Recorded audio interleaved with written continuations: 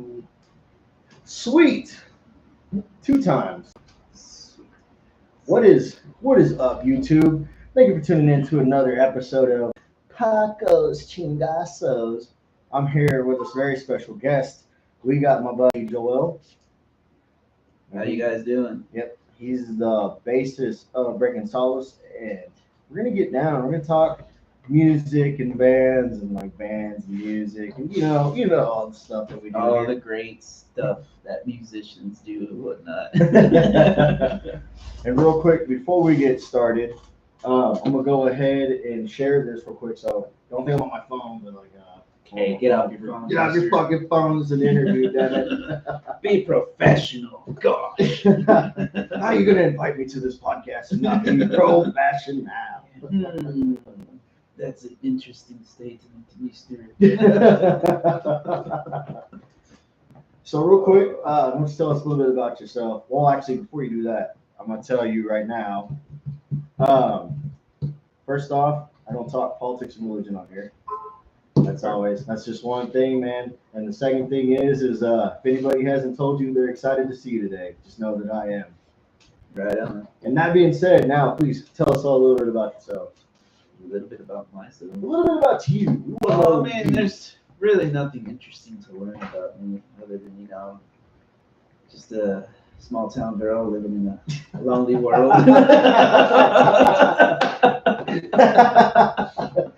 Hell yeah. No, I'm originally from Austin, Texas. I lived in San Marcos for a good while, and then I actually started playing the bass back in 2008.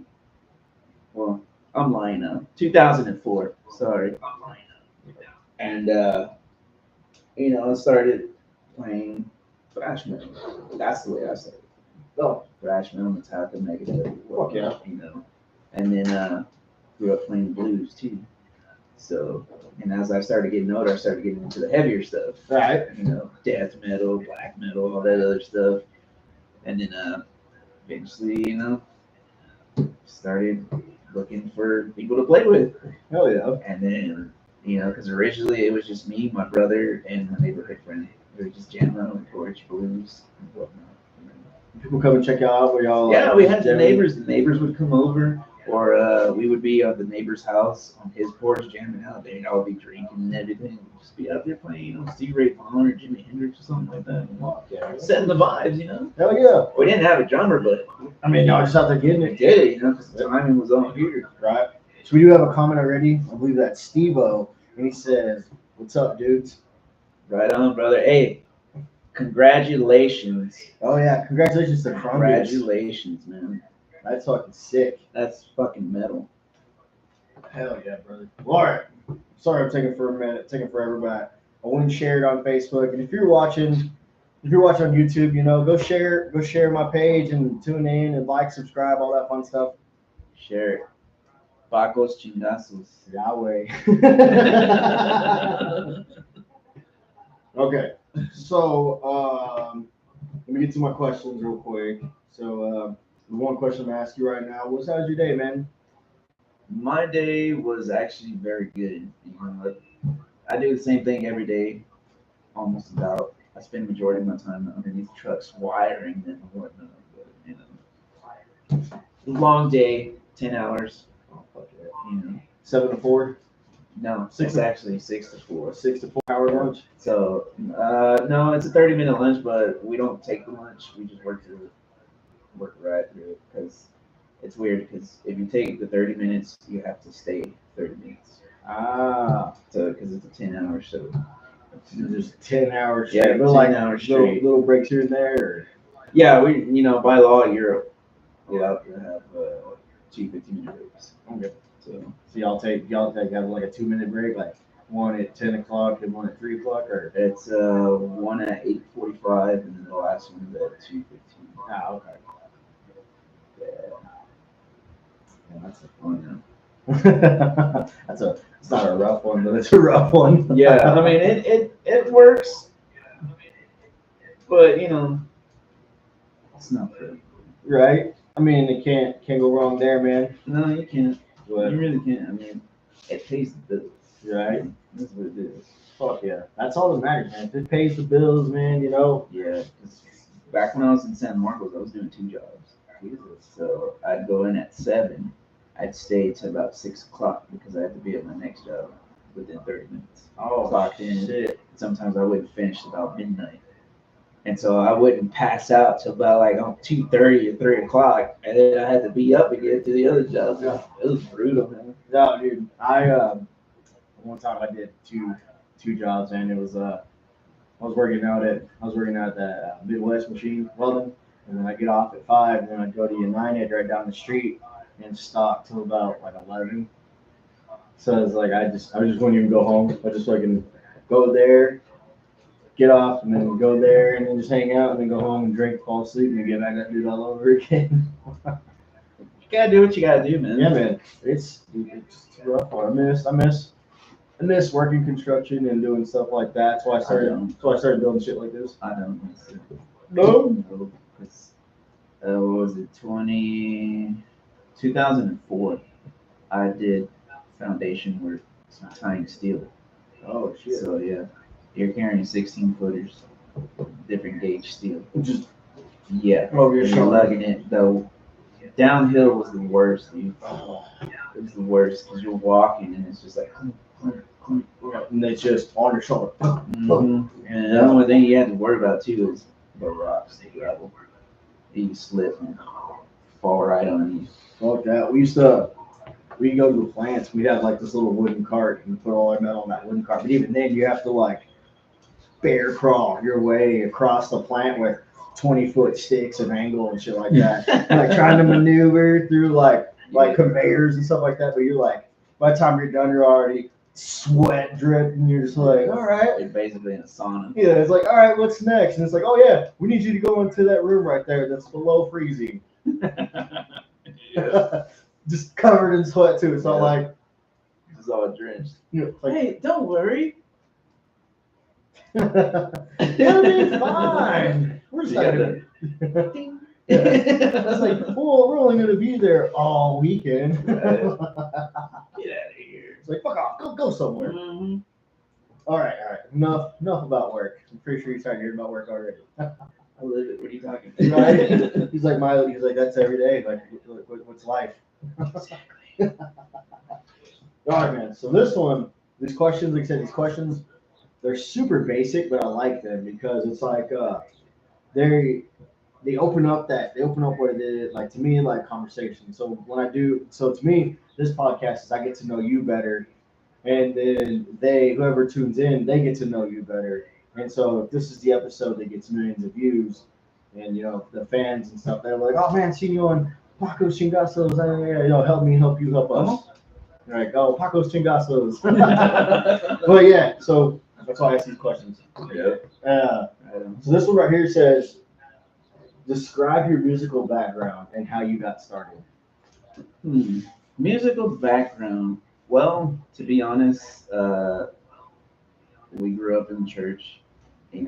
My mother was the singer, Mhm. beautiful voice, and my dad was the guitar player. And basically, all my uncles played almost every instrument. Right. So we're all musically inclined, me and both of my older brothers. It's there, so it stayed. As I got older, my dad put us in classical guitar lessons. So we played for a while in elementary, and then after that, it just got too expensive and we stopped. Right. And then got older. One day I had told my dad, I was like, I want to play bass.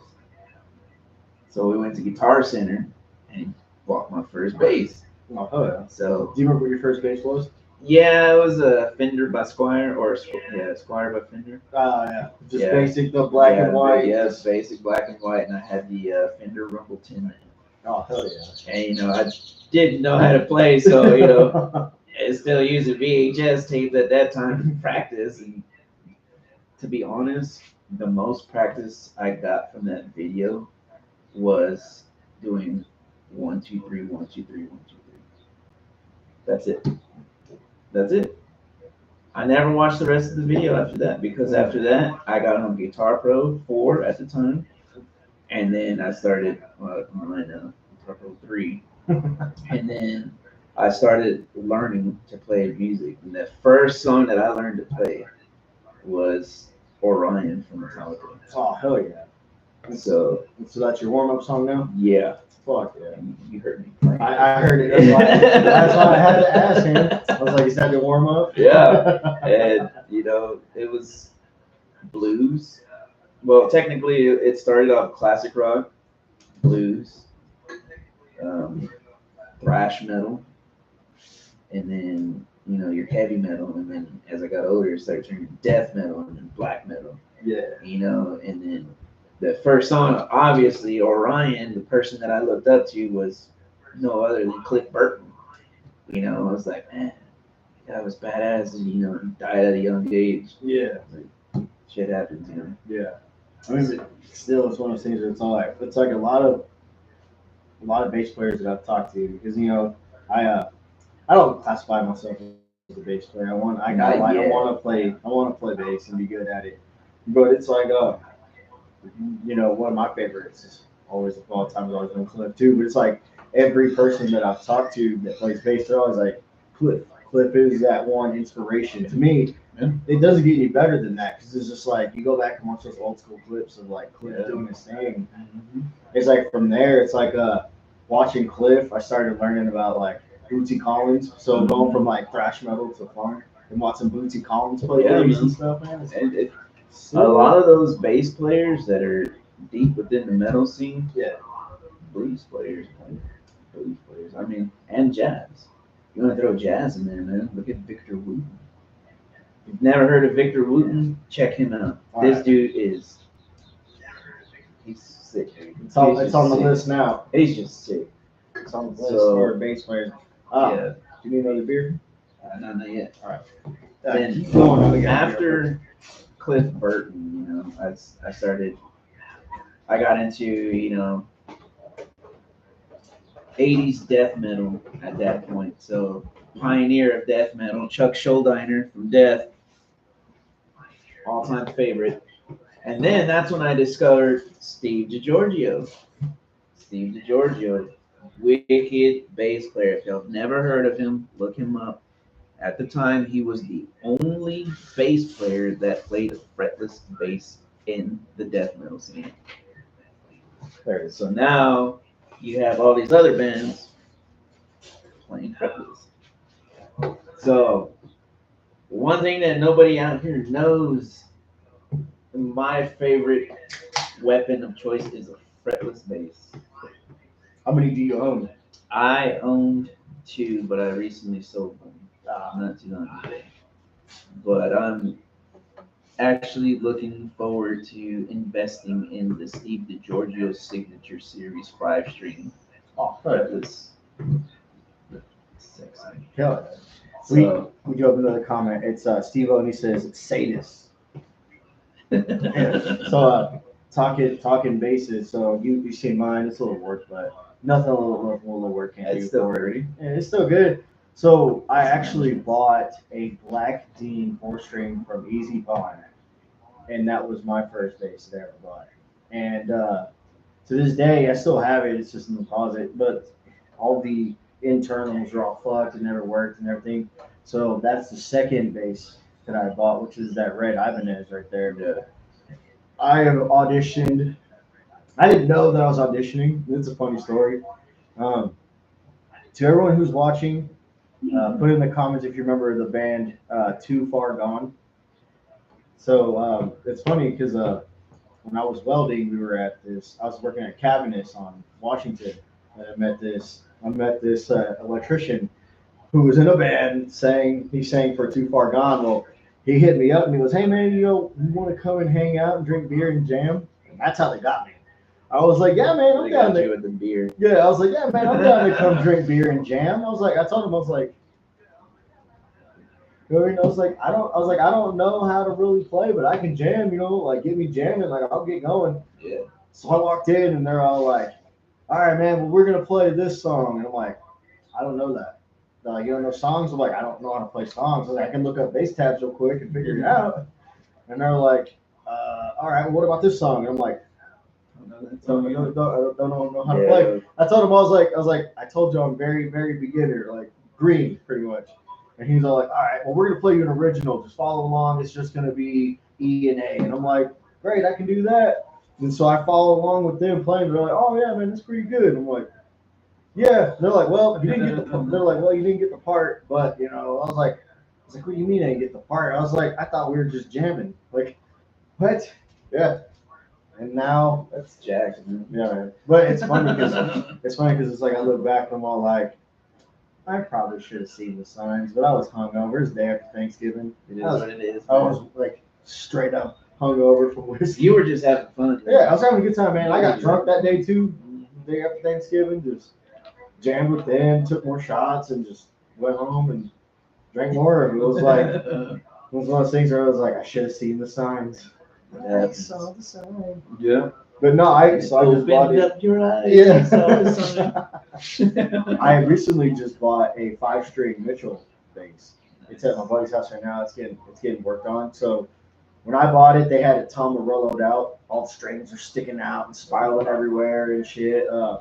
It's a battery powered for the pickups. So exactly. Yeah. And the fucking things. I don't know the words. They said them right there where the bridge is. The fucking parts that hold the strings, they busted off, and so yeah, it's getting worked on right now. But I paid $150 for a 5-string bass.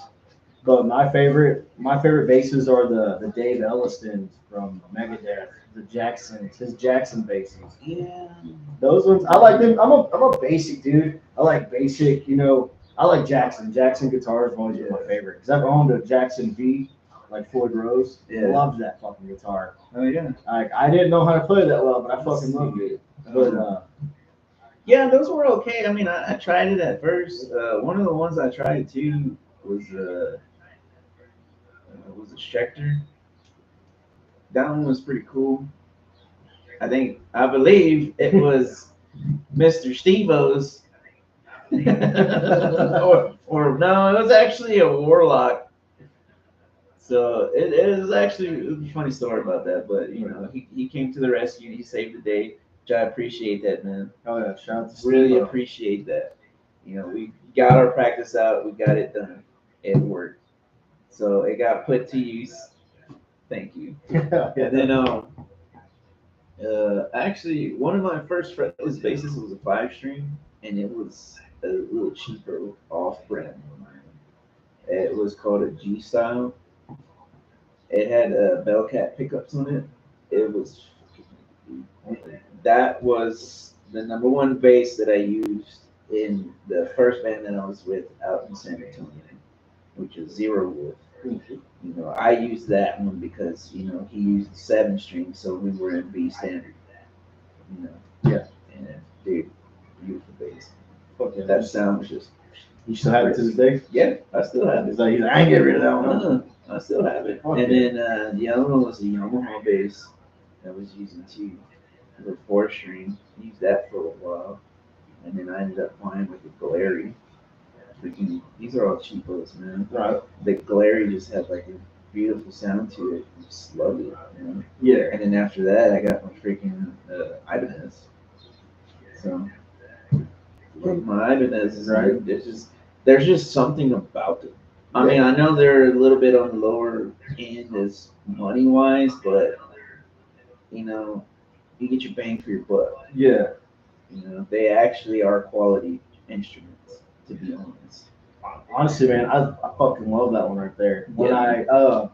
I actually learned to start playing Bloodline from Slayer. Oh hell yeah! And yeah, Yeah, I was just out here playing on that, worked up bass tab and just started fuck around with that. And then the Pacos Chingasos theme is actually bass line I played on that was my Ibanez.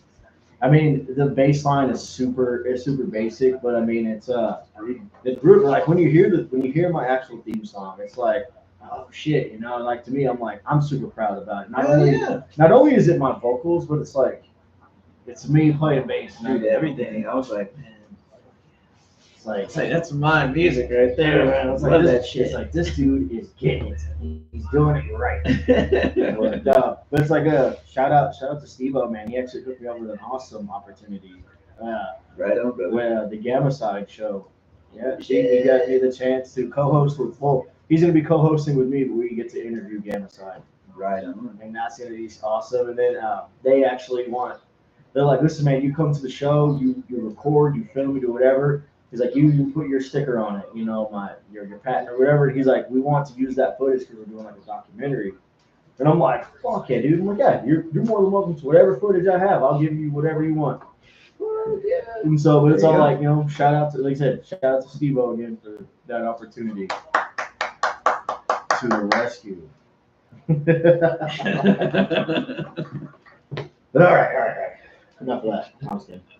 So, my next question that I have is, what are your favorite genres and what style of bass playing do you prefer? These questions are like for singers and stuff like that, but it's like you play for any musician. It's like, I mean, there's different styles of singing, different styles of bass playing, blah blah blah, you know. So yeah, like that's the question. Your favorite genres and styles of bass playing that you prefer. Well, you know, although that I do play with Breaking Solids, which we are a hard rock band, rock band. My favorite styles and genre is death metal and black metal, and that's pretty much it right there. Those two, you know. Style of playing, I don't have a particular style because, like, I from Cliff Burton to Dave Ellefson to Steve DiGiorgio to everybody else that I listen to, you know, I just like, you know what? You grab a piece here, grab a piece there, grab a piece there, grab a piece there, make my own stuff. You know, I play the way I play, and I do not like using picks. Nope. Finger pick all the way. All the way. I don't know, it's just something different about feeling the string as you're strumming it. Like, there's more meaning behind it than, you know, just a pick. This is bass only. We're not talking about guitarists. Just gotta throw that out there. Yeah, I hate to say it. I do both. It just depends. It depends on like the song that I'm learning. Yeah. So Bloodline pick. It's because it's like, so it's just all down here, and it's stupidly easy. Well, like, I mean, if you're playing fast, then yes. Yeah. I would recommend using that pick if your fingers aren't fast enough. Yeah, use the pick. But me, it's just preference. Are you real fast? I have speed bursts. You know, I used to be a lot faster. You know, a whole lot faster, but you know, I slowed myself down again. But you know, every now and then I'll catch myself. You know, just bullshitting. Just you heard me that day of the practice. There's man. Like I'm like a sick. Do you ever slap it all? Yeah, we have this one song that there is slap in it. You know, it's basic. Just, you know. Yeah. You know, it's real simple, but you know, I need to focus a little bit more on that because you know, slap has always been one of those ones where it's like, I want to learn how to slap. You know, when I looked around in San Marcos, everybody teachers and all that stuff. Oh no, we don't teach that. Oh, we don't teach that. Oh, we only teach hammer music or rock or something like that. We don't slap bass. I'm like, okay. I was like, how can you call yourselves teachers if y'all really don't do that? Okay. So, you know, it's pretty much self-taught. Thank you. Sorry. Thank you, Steve-O. Let's make sure we had so good audio, but thank you for that. I turned it down. So he told me volume from the phone is echoing in the background. Oh, yeah. And so I apologize for all that. I turned my phone down. I just want to make sure I still had good volume. Pacos Chingasos right there. I'm so paranoid about having audio because of past podcasts and stuff. It's always been if my camera didn't work, then it's the audio that I'm having problems with. If the audio didn't work, and then it's YouTube I'm having issues with. And if it's not this, it's just like Yeah. I try to stay on top of it as much as possible. It'd be hard. I'd probably put my headphone in and listen Yeah, to make sure, but then I'd lose track and be like, yeah, you'd be too busy listening. yeah. It's like, hey, Earth to you, man. This is your podcast. And I'm like, huh? Oh, wait. Okay. I think I heard a fart. Did you fart, man? No. Oh, yeah. No, It's like, not yet. no, hold on. Pick my leg up like a dog. No, didn't fart. Thank you, Steve-O. He says audio is good. Hell yeah. Well, yeah, no, I don't know how to slap either, but it's just I've been slowly picking it up, so it's like I kind of not like this, so like I kind of like this, but I always like when I watch Fieldy from Korn, man, he's just like Yeah, he plays the rock style, the metal style. Yeah, down like, here. way down here, and he's just like Yeah, because your textbook style or whatever you want to call it is up here. yeah, man. Oh, Ringo Up here. or Paul McCartney. Well, because the higher up you have it, the more control you have. You know, I like to that's why they play. play like that. I like to play like around my gut, You know, and cover up the gut. stupid. Like good, I don't see nothing. Yeah, okay. It's a 6-pack, brother. Yeah, 6-pack. I wish I had a 6-pack. There's some in there. It's like that's the wrong 6-pack. Oh, it's all like when I used to work with my uncle, I'd be like, damn, man, I'm gonna go to the gym, get in shape. He's like, you are in shape. Round's a shape. I'm like, oh, fuck you, man. That's brutal. That's one of those things, man. When you hear that, you are in shape. Round is Round shape. is a shape. It's like, Oh, I'm not lying. That is true. yeah, it's like it's one of those things where you're just like, all right, man, what do you need me to do? Yeah. Just try to tune I'm it just out. gonna let it just. Oh no, man, me, I dwelled on it all day. I'm like, fuck you, so you're around. Biting all your fingernails off to the nub. It's like, I'll show you around. Right. All right. Okay. So number 3 is tell me about your creative process and when writing or composing songs. My creative process just like it just comes out of nowhere. Thin air. Just boom. You know. Sometimes, well, 99% of the time, you know, there's really nothing there.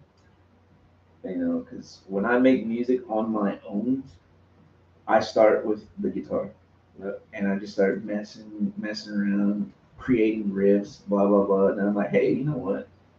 That actually sounds badass. Play, play, play. And it's like, okay, let me add, you know, a little something else in it. All right, record it. Then I pick up the bass, and then I'm like, okay, that's cool. No, we'll wait for that.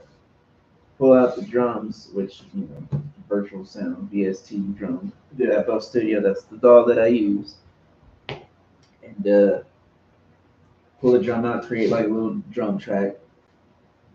And then I started listening, and then it just starts playing in here. You know, it just starts playing in here. I'm like, I don't know, because for some reason, you know, I just hear it. I can hear the bass line when the drums are playing. Right. And then from there, that's when I just create the bass line and stuff like that. And, you know, you're always your own worst critic. Always. So I'm listening to it, I'm like, man, this could be better. You know, so then I re-record it and I'm like, no, you know what? I should have just left it alone. Leave it alone. No, you know what? This could be better. And it just goes back and forth. It's like, quit. Right. I mean, are you kind of like a perfectionist? Like it? Yes, I do have a Class C mentality, which is a precisionist. You know, just like you, everything has to be perfect. Yeah. You know, but over time, you know, I learned to just let things be. Right. You know, a lot of it was learned from when I was with Zero Wolf 2. Um, you know, at that time, I played like Steve DiGiorgio because I was using a 5-string fretless, so I was just like all over the place. Right? And he's like, you know what? He's like, I'm not gonna criticize you about that, but I like it. So he's like, less Claypool, Morgan or Butler. So I took that as, well, you know what? Sometimes less is better. So I started playing less, and he was like, yeah, fuck yeah, right there. So that kind of stayed with me. But whenever new songs happening and stuff like that, and somebody tells me, yeah, man, do whatever you want, I'm like, are you sure you want me to? Listen, I need confirmation right now because I will do this. Yeah, they're like, yeah, you just go play anything you want. I'm like, are you sure? Like, yeah, man. Okay. And I'll play it and I'll drop it to them. They're just like, did you play that? Yeah. No way. It's like, yeah. Let me see, and I'll play it for them. Like, oh shit, yeah, you did. And then I'm like, oh, by the way, your next bass player, make sure he can play that. Just laugh. They never. All right. Just make sure he knows what he's doing. Yeah. Make sure he can play that bass line because I like my bass line better. But it is what it is. Oh, yeah. Sometimes it's okay to swab on your own knob. Did you ever watch that Metalocalypse cartoon? Which one? Yeah. Cartoon? Yeah. You remember that one? You say that and it reminds me. Is that one where he's like, hey man, you ever seen that video of that dude trying, with his own dick? And he's all like, what? He's like, no. What season was that? 2? Dude, it had to have been like season 2. It had to be season 2. Just still when they were 15 minutes. And so their manager comes in, and all of them are all in their bed, like right here. That one I haven't seen. Oh, dude, I had like HBO Max. I had the first season when it first came out. Yeah, that one was badass. Dude, fucking Dr. Rock. So the rock and roll clown. Seriously. So they did that episode where he's like, hey man, you should be on that dude translate. And he's all like, no. And he's like, oh, but if you could just read. Except later in the episode, all of them are all need chiropractors because they're all in their bed fucked up. Jack. Oh my gosh. Yeah, I can definitely see that. No, so I don't know why, but you said that and I was just like, Death Clock tried. That's actually you talking about death metal, that is my hands down #1 favorite death metal band of all time. Death Clock. Yeah. I even have so they did their Gears music video, the pendulum and the clock, which that's the gears to the clock and the pendulum. So I love Death Clock, man. That was supposed to see them in concert, but I got in trouble at school and my mom sold my tickets. Naughty boy. Shouldn't have been, but Pacos Chingasos. Yeah, Chingasos. That's what it was. Is somebody needed a Chingasos in class, and one thing led to another, man. You see a little Paco with his bandana too. Oh, I could never wear my bandanas at school. I could never wear my bandanas at school. We lived in Dallas, like Plano. Oh yeah, we lived in Plano. Yeah, and we would go to. Yeah, but we were in Plano. Plano was like a big suburb, kind of like, you know what I mean? It was suburban, not, you know what I mean? It was gated communities and stuff like that. And the middle schools that I went to, it wasn't they weren't bad. It was what it was. And I'm not trying to say because I'm not wealthy at all. I'm not wealthy by all means. I don't think anybody agrees with them. But over there in Plano, Plano has people's driving around in Rolls Royce and Maseratis and shit like that. We just lived in this duplex. Yeah, we just lived in this duplex area that happened to be in a nicer area than most places. But the flip side of the coin is I would go to school and I was always so. It's gonna be different. I didn't start I had long hair in 8th grade, but I wasn't metalhead or music or anything like that. My freshman year of high school, I cut all my hair off. It was an ROTC. I had hair short, buzz cut. And then sophomore year came, and I started, I lost my virginity, and I started smoking weed. I was like, I was like, fuck school, man. I was like, I want to be a pro skater, and this and that. So I was suicidal tendencies pretty much, flannels, the fucking flipped hat, flannels, fucking. You know, I still wear like khaki pants to this day and shit like that, and that's what I wanted to do. Find out you were wearing Jinkos too. Man. No, never wore Jinkos. I never wore Jinkos ever. Yeah, bro, I don't understand why. Like I took like maybe it's just me being an old man, but it's like why bring that style back? Fucking big ass pockets and everything. But I don't know. Hey, it's a waste of material, man. Yeah. To each their own, you know. But yeah, that was like 2 pairs of pants with that, and maybe like 4 pairs of shorts. Yeah. But I was in class the day of the concert. In class, this kid running his mouth, and I already didn't like him, so I just remember like shutting my book and like grabbing my binder and throwing it at him. And then yeah, we started fist fighting in class, and mom sold my Death Clock tickets, and it sucked because it was the Death Clock Mastodon tour at the House of Blues, and the Death Album 2 just came out, so I was like, don't see. Shouldn't have did that. I should have just not let that kid get to my nerves, but he got to my nerves. Yeah, man. And now Death Clock, they still tour, but I'm gonna have to just wait till they come back here and do it again. But it sucks, man. I'm like, yeah, it does. Love that. I have series 2, or yeah, season 2 on DVD. I was gonna buy the complete series, but it's hard to come across to get that. Yeah, it is. But I also own the movie that they put out.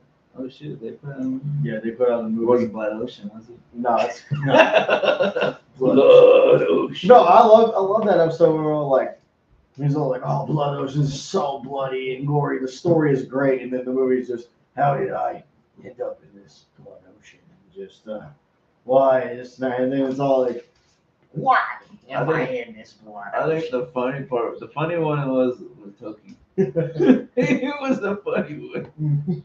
Sometimes my teeth bleed and it hurts. I like it. He's all like, no, it's like everyone was getting endorsement for something. With candy. Yeah, he's all like Toki Wartooth candy, and he's all like, hey, this is Toki Wartooth. I'm in a diabetic coma right now. He's all like, so try Wartooth candy or whatever. Was it Pickles alcohol or something? No, it was Pickles Nickels. Oh, he's all like paid for by the Department of Treasury or some shit like that. He's all like, hey, Nickels is money too. But it was Pickles, Nickels, and then Murder Knobs. Murder faces, Murder Knobs.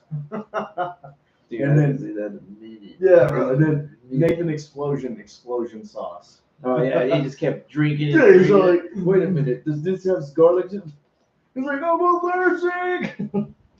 Plays the next show. Sausage fingers. Yeah. He plays the show and he's all, he's like, that's it, the master guitar. Literally reinvented the guitar. That's how everyone's all playing like shit. I fucking love that cartoon, man. Yeah, definitely. To anybody who's tuning in, thank you. And if you do have questions for Joel here, feel free to type them out in the comments. He will gladly answer them. And we're going to get back into it because I still have a bunch more questions to ask. Ask away. Hey, man, it's funny. Before I get into it, shout out to Gabriel Spencer, bassist of Horde Demise. Last week we did his episode. It was actually last Saturday. We did his episode, and I only asked 2 questions. Really? Because the rest of the time, it was just me and him, just back and forth conversation. So, right on. That's pretty cool, man. That's pretty cool, like, to ask 2 questions. You know what I mean? So, let's get it. All right. So this one says, can you describe a challenging performance experience and how you handled it? Let's see. The most challenging experience was, again, this goes back to when I was in San Antonio band Zero Wolf. It was my debut performance as the new bass player. It was at this bar called the Thirsty Camel. Right? That one right there was, nerves, talking, just like jittery, just like my hands were like this on stage. I was just like dude, my fingers were sweating, dude. I was just like, oh shit.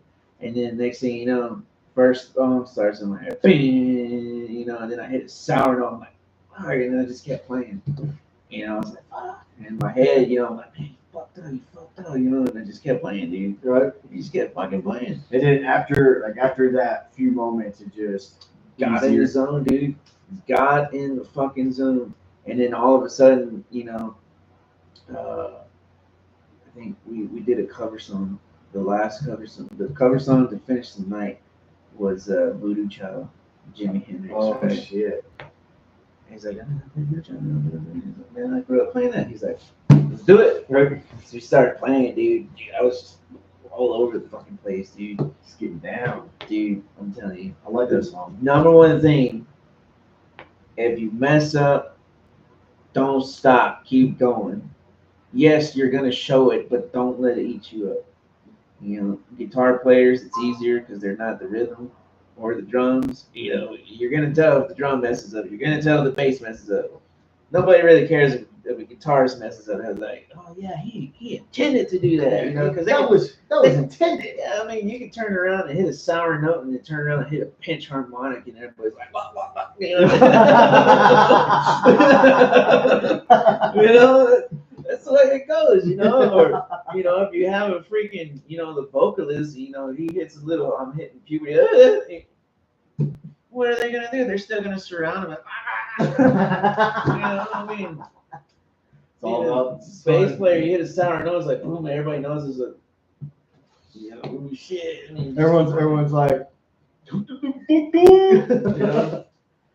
You can't even play!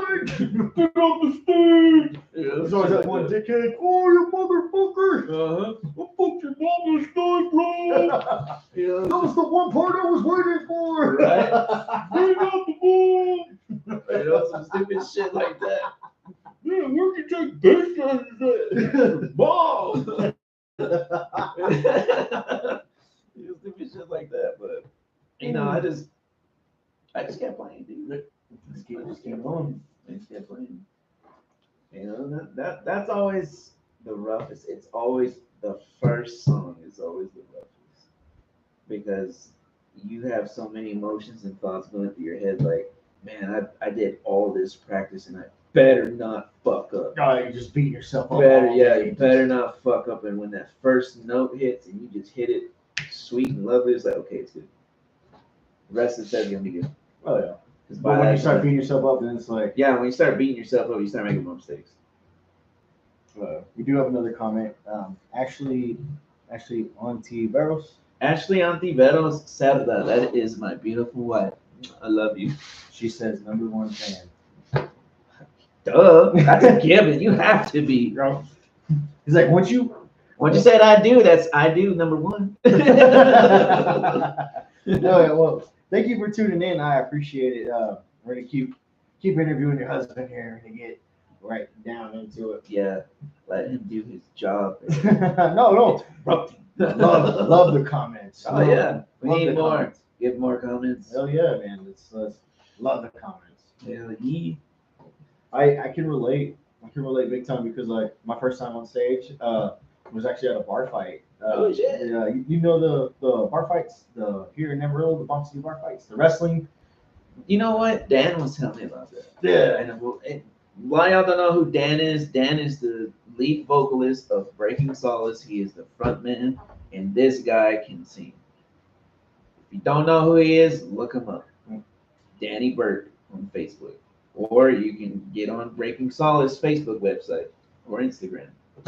This guy can sing. Honestly, man, the one thing I will say about Danny that I admire the fact like of how dedicated he is to the craft. You know what I mean? Yes. I admire that so much. Like, not to sound weird or anything, but it's like when I see someone that's all like, boom, super focused, super dedicated. Yes. It's just like it's inspiring to be like, oh, okay, bet.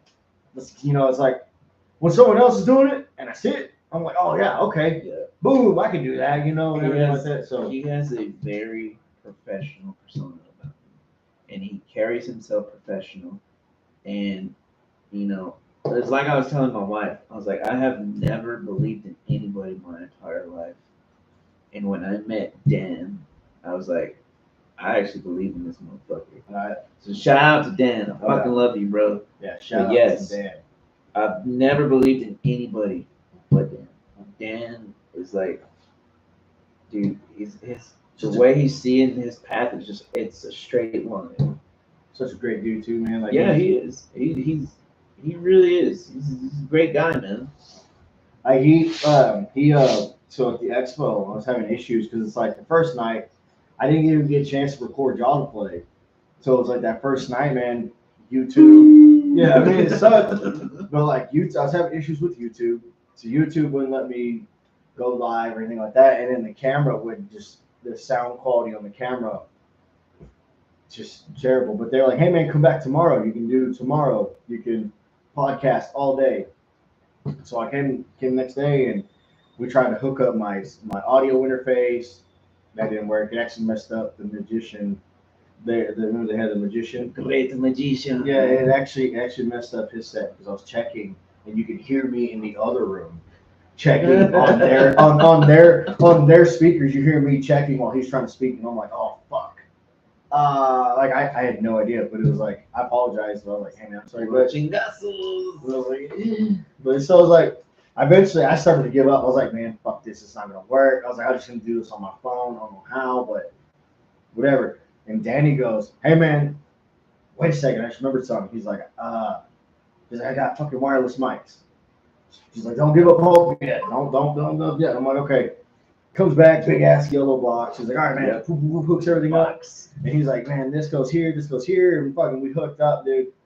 The rest of the show, easy breezy. Like I would unplug it to record the band so the lapel mic wouldn't pick it up and be all weird. And then I plug it back in and I go around and be like, hey man, what do you think of the set? You know, this and that, welcome back. And just everything was good. Everything was good after that. It was like, shout out. Shout out to Dan.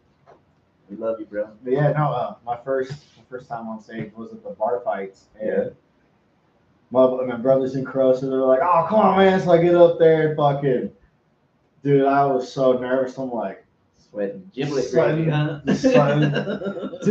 my thing. And as soon as I get off stage, I'm bum rushed by some good friends. They fucking tackled me and like hugged me. And they're like, oh, bro, we didn't even know you could do that. And I was like, I didn't either. Yeah, man. Yeah, definitely. And because what is it? 2014 when I was telling you when I was doing, my era of rap. Yeah. Yes, I can rap. Yeah, man. I was with this group called Stranglehouse Records, and there was like 5 of us. And it was my first time on the mic, and same thing, dude. I was nervous wreck, dude. I had shades on. I was sweating. I was like, holy shit. So, dude, I was standing in the back the entire time. And when my verse came in, I grabbed the mic, just came forward, did what I did, and then I disappeared back behind them like Homer Simpson disappearing in the bushes. Like, legit, dude. Just, And then I got told by somebody, like, because they saw the video afterwards, they're like, why did you do that? I was like, do what? I'm like, you need to be up there in the front. Go be a little bitch. I was like, oh. I was like, that's my first time. I'm nervous. Shit. Man, this is my first time on stage. And just fucking. It really was. I still think it's funny though. He's all like, pop in, did the shit, and he's all like, a little bit of that number, and then. Yeah. Fucking that movie Turbo. Shadow. And yeah, man, dude, it was just. And I think our first show was at what is it called, man? Kick Butt Coffee in Austin, Texas. Kick Butt Coffee. That was our first show, and it was there. Believe it or not, it was a dirt metal band that always plays there, and I'm gonna throw a shout out to them. Thy Kingdom Scum. If you haven't heard of them, check them out. Guys are wicked. Fuck yeah. They always play there at Kick Butt Coffee. Oh yeah, now we know. Yes. Kick Butt Coffee, Thy Kingdom Come. Scum. The Scum? Yep. Ah. Not Meckles. I fucked up. Scum.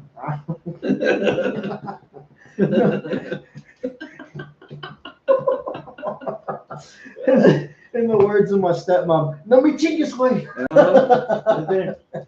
Gasos. The Gastos. Puro. All right.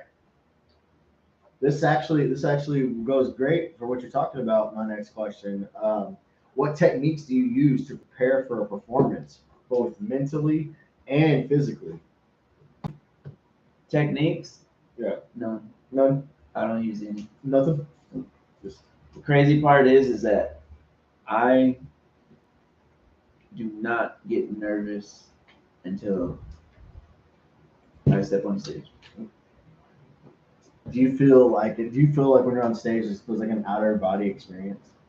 Outer body? No. No. It's more or less like you have eyes that never really laid upon you. 'Cause you're used to the people you're surrounded by looking at you. So when you have complete total strangers looking at you, you're like, shit.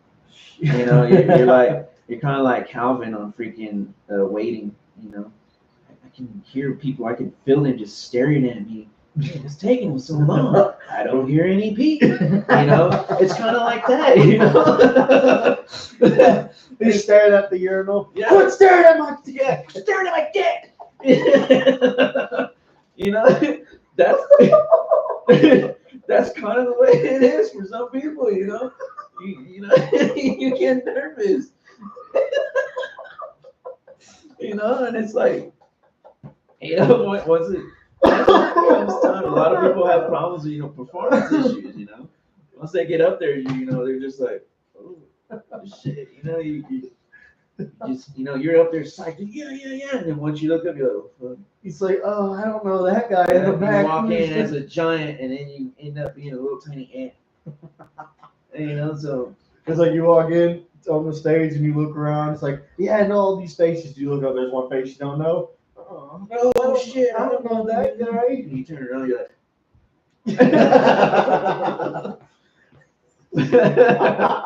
But no, I mean. I love that. I've never heard anybody reference Calvin from Waiting. Yeah, man, that's the way it is. It's like that shit. He's spinning water all over the place. You're hearing that part. Quit staring at my dick. Quit staring at my dick.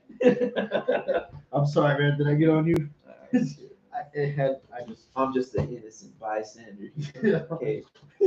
I made a mess on my own podcast. Yes, he did. Naughty boy. That's so fucking funny. Though. So funny. But yeah, man. I mean, no mental notes, no freaking nothing. Audio, still good video. Let me know in the comments. Apologize. This guy makes me laugh. That was so fucking great. Quit staring at my dick. Yeah. Quit staring at my dick. And then when he tells him to visualize, everybody cheering you on. Yeah, you piss in that toilet bowl. You get that piss. You do it. And when he goes to hug that chick, he's like, oh, he ends up pissing on himself. It's funny because we watched that movie the other night. You know what else is funny about that? Like he's talking to the dishwasher and he's all like, I just can't piss. I just can't piss. And in the middle of him talking to the fucking dishwasher, he goes, oh wait, hold on, man. Fucking gets up and whips his shit out and he goes, that's a batwing piss. He's like, oh, it's so veiny. Pervert. And then he sits down and then goes, yeah, I just can't pee, man. It fucking sucks.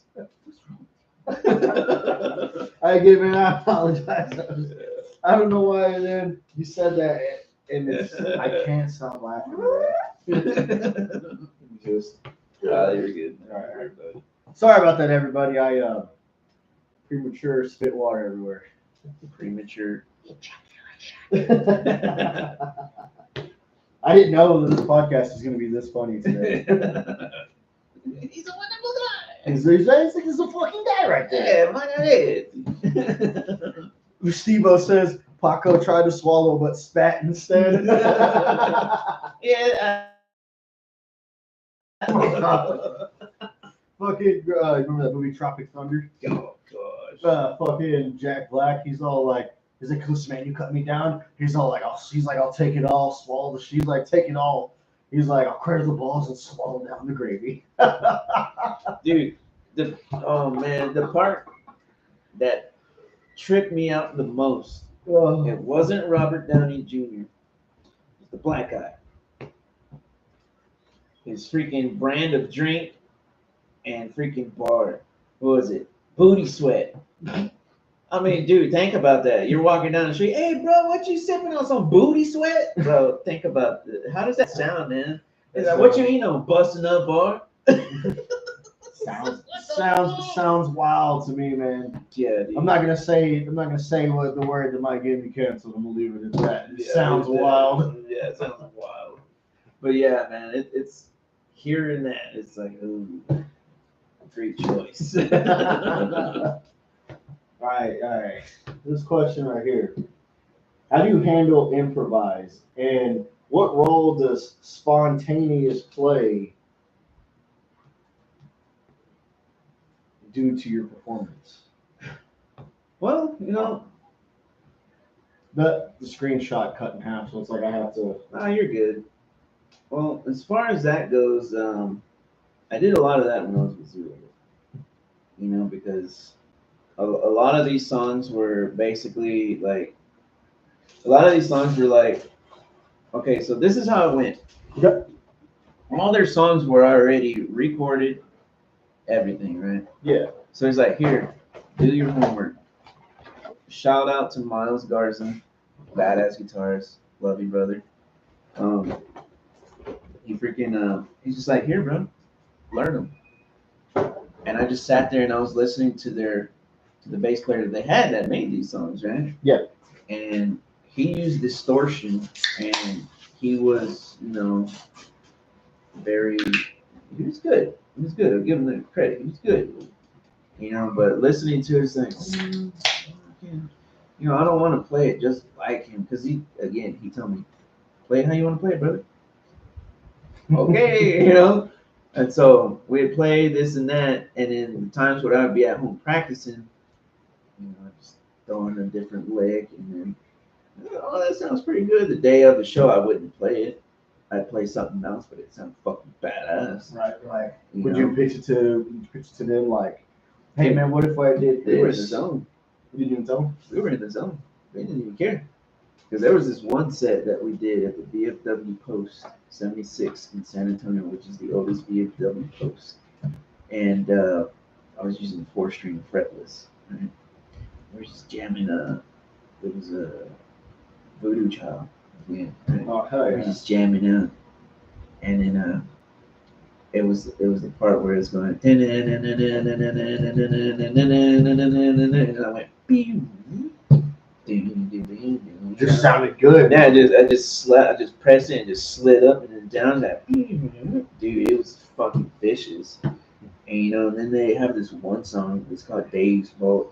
Fucking heavy ass song like that. And it started off, dun dun dun dun, and dun dun dun, and he's doing this, and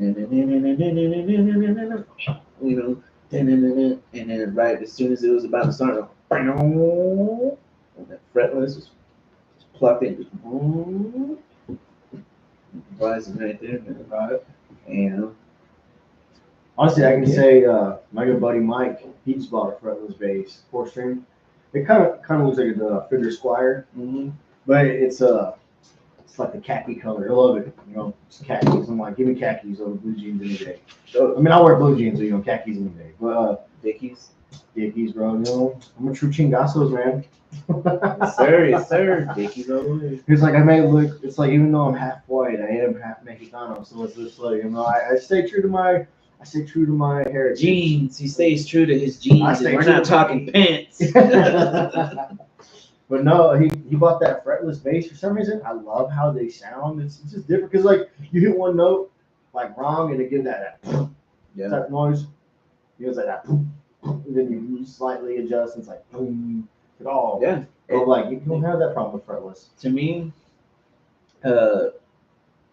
if sexy was a sound, it would be a fretless. I don't give a damn what anybody says. I don't. If sexy was a sound, it would be a fretless, dude. Especially if you're doing a power slide. Wow, bro. I'm sorry. Game over right You there. can't beat that, man. It's just something about it, dude. Ever since I played it, man, it just like it brings something out of me. Right. And I'm a totally different bass player when I use a fretless. I don't play it like because to me, playing with frets to me that's like a prison. You're stuck right in there. You're not free to do whatever you want to do because you're kind of like stuck. That's just me. No, I feel it. Well, you're fretless, bro. It's fair game. You do whatever you want, Right. And then with that, you can literally pluck up here while you're playing. I got you. I mean, you can do it with your fretted too, but Just sounds different. sexier on a freaking fretless bass. So, is there any songs that you play fretless and with breaking solos? Not yet. Not yet. Not Here we caught you there. Not yet. But we are in the works. There are new tracks coming out. They are in production. Bass lines have not been made yet. And so there's a couple of ideas that I have in my head that I need to toss around with the guys. Yes, I am going to throw in some fretless. And whenever we decide to, perform these songs, everybody that is a fan of Breaking Solace and knows of Breaking Solace out here, they will see first time fretless bass being played by yours truly. Oh, yeah. Is it so? Do you also when you're making these breaking songs, so they're all strictly 4-string, or do you have the chance to bounce around between your 4 and 5? It's 4 and 5. They have 2 songs, Okay. Alone in Pieces. If y'all haven't heard them, look them up on Spotify. Badass songs, love them.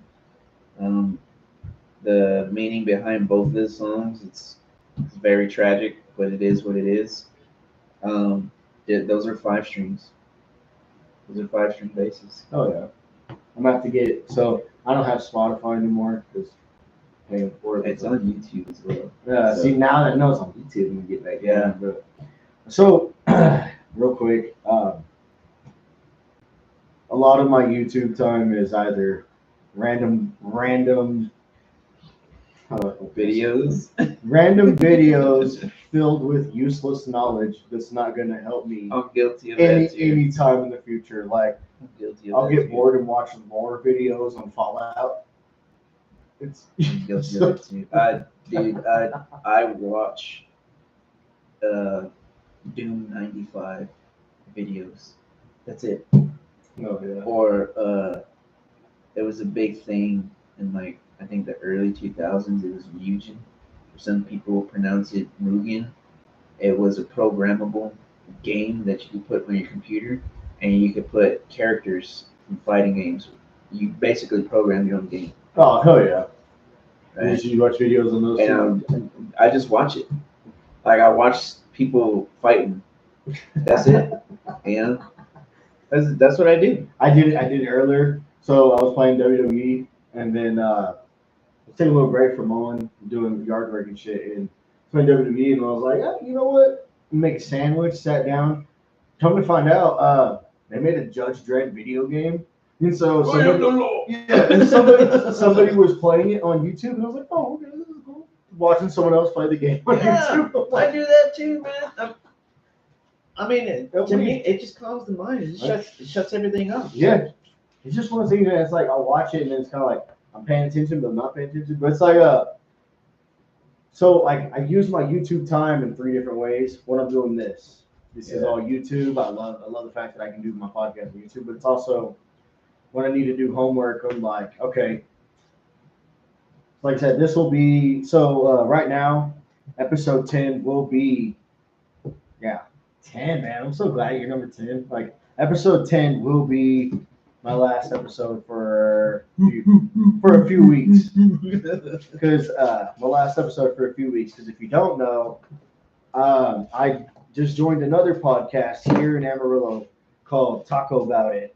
Taco About It. Yeah, Taco About It. And so the Taco About It podcast. I'm sorry, let me plug this real quick, and I'll get back to these questions. But right on ahead. The Taco About It podcast is myself and B-Man from Berserk. And what we're going to do is we're going to sit around this table with guests, and we're going to get hot tacos and play a trivia game. And whoever loses the trivia game has to eat a very spicy taco with a very spicy hot sauce. And so, I'm down for that. Yeah.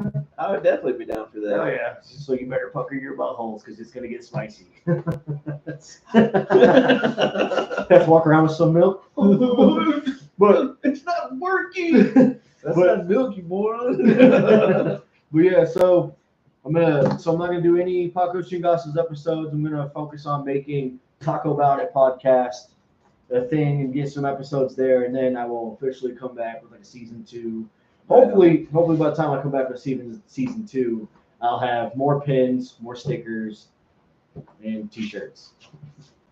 Pin right there, Pacos Chingasos. Yeah. Woo! Yahweh!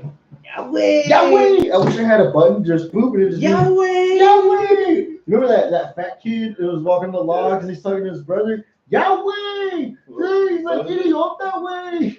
Was it Edgar Cissé? Ah, te bañaste. I get the Edgar. I'll just sample an Edgar going, yo kamaka, yo kamaka, yo kamaka. But yeah, dude, I remember when that video first came out. He's like, hey, yandele, Yahweh, Yahweh, Yahweh. Ah, you hear the dad, ah, te bañaste. Oh, pinche güey. Oh, pinche güey. Idiota. That shit was fun. And then they made a whole bunch of other videos of that. Like they did the whole freaking 300 thing. And he's all sitting there eating like chocolate and stuff like that. And then he looks at freaking Leonidas and he's like, and then he kicks him inside that hole. Like, I was like, oh my gosh. And then, dude, the funniest one is the Street Fighter version. Watch that one, dude. That one's freaking hilarious. All right. Oh, man. The whole sound. And then when he falls down, man, I saw that. Dude, I was cracking up. Me and my cousin watched it. Just in tears. Dude, we watched it. Oh my gosh, man. We were freaking morons. Love it. Fucking love YouTube. Thank you, YouTube. Thank you. Yes, thank you. Thank you. But back to the thing at hand. So I use YouTube to do, get questions, ideas, and stuff like that. Yeah. And then I'll also use YouTube for when I'm doing Bomb City Pile Driver stuff. My first song that I've ever written for Bomb City Pile Driver. So this is my first band. I've never been in a band ever. I've always wanted to start one, do one, but I never could find anybody that was interested and stuff like that. And I'm kind of an introvert sometimes, so it's all like, I'd be like, oh, well, people just don't want to do shit with me. And I'm like, that's fine, it's cool. But the other day, I sat down in this garage. I had my laptop going right here, my pad and pencil, my TV going, and I just put on like Thy Art Is Murder, and I just struck down just 2 songs in 3-4 hours.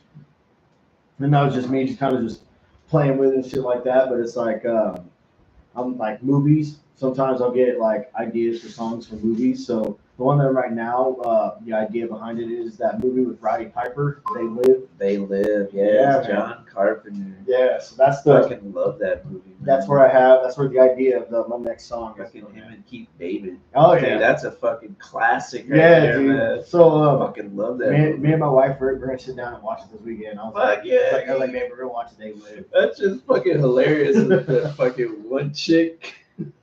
He's like, that's like. He's like, that's like pouring perfume on a pig. And then, you look like your face fell in the cheese dip back in 1950. Dude, that fucking movie. No, dude. And I already love Keith David. I mean, just fucking Spawn. Keith, dude. Yeah, like fucking Spawn, dude. So the idea behind my tattoo right here is Spawn's chains.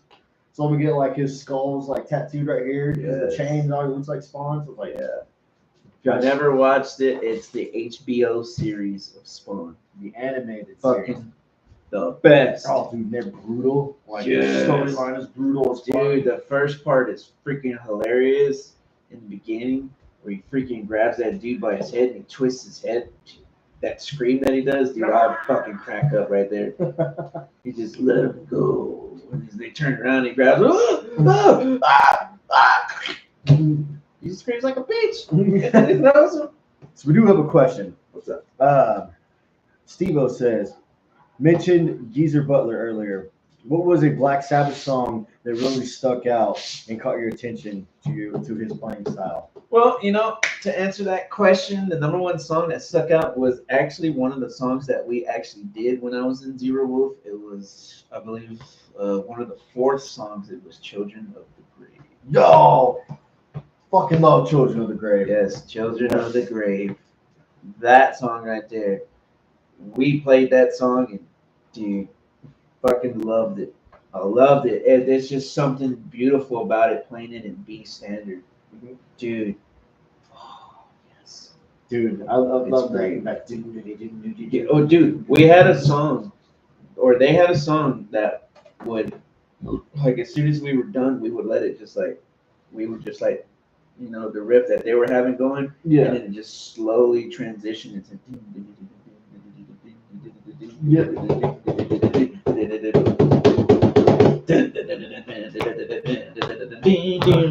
But with me, I would slide it up because I was using a fretless. So it's like, yeah. You would hear that boom, and it's a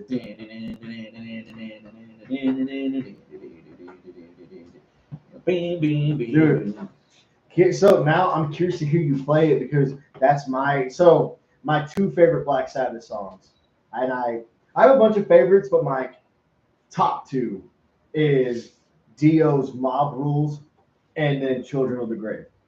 Those are my two favorite Black Sabbath songs, like right there. So I'm just like, give it to me. So when you say that, I'm just like, oh, now I gotta hear it. Now I gotta know. It's gotta be this. on. I must know. This I must know. Okay. I think it's right here. Actually, I have a video of it. Hell yeah.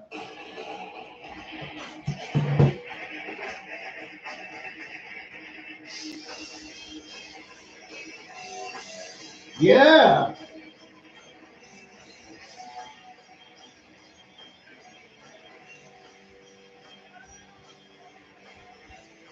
Yeah. Bro, you gotta share that. You gotta share that to the Chingasos page.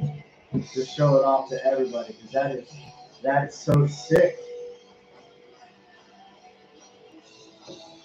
What you have here is Joel's gonna share his playing of Children of the Grave onto my Chingasos page. That's when I was with Zero Wolf.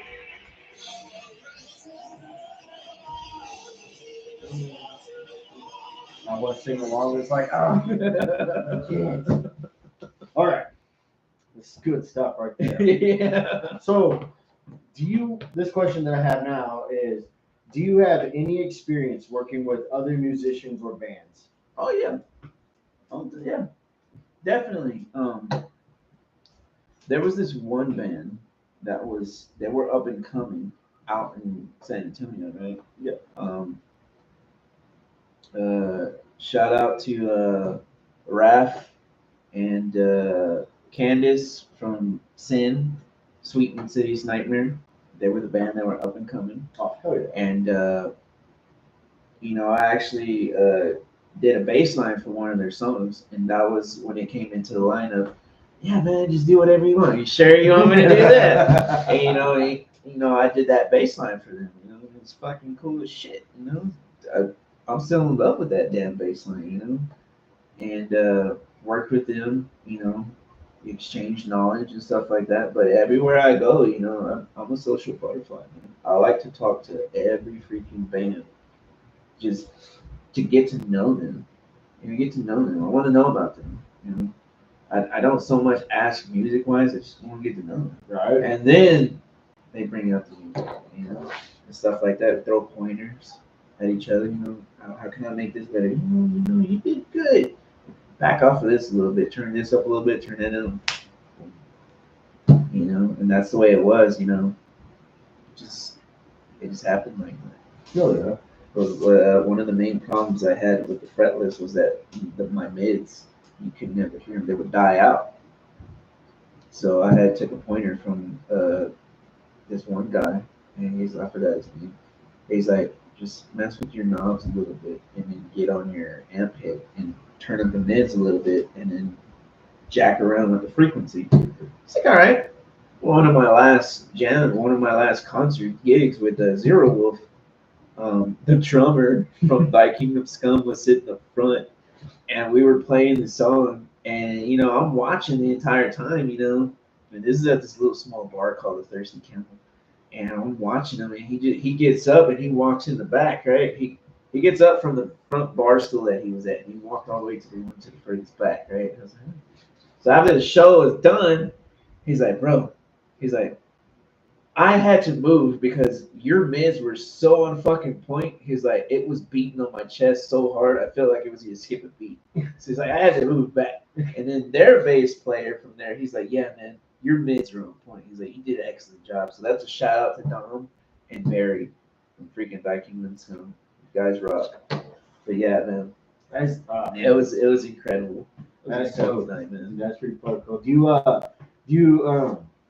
you plan to like try to collaborate with? If you could collaborate with any band, let me rephrase that. If you collaborate in any band in here in Amarillo, what would you like to do something with? Why would you ask a question like Because I mean, so you're a jerk. No.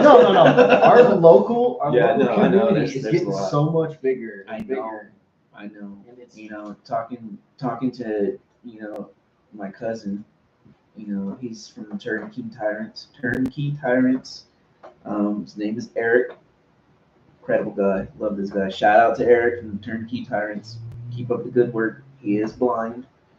This guy's an incredible guitarist. He plays Americana. So I tried with him, band with him. We almost got there, but he ended up moving back here. He was the one that told me about the music scene out here. When he was out here, it was kind of dead. And then he moved down. He spent 7 years in San Marcos.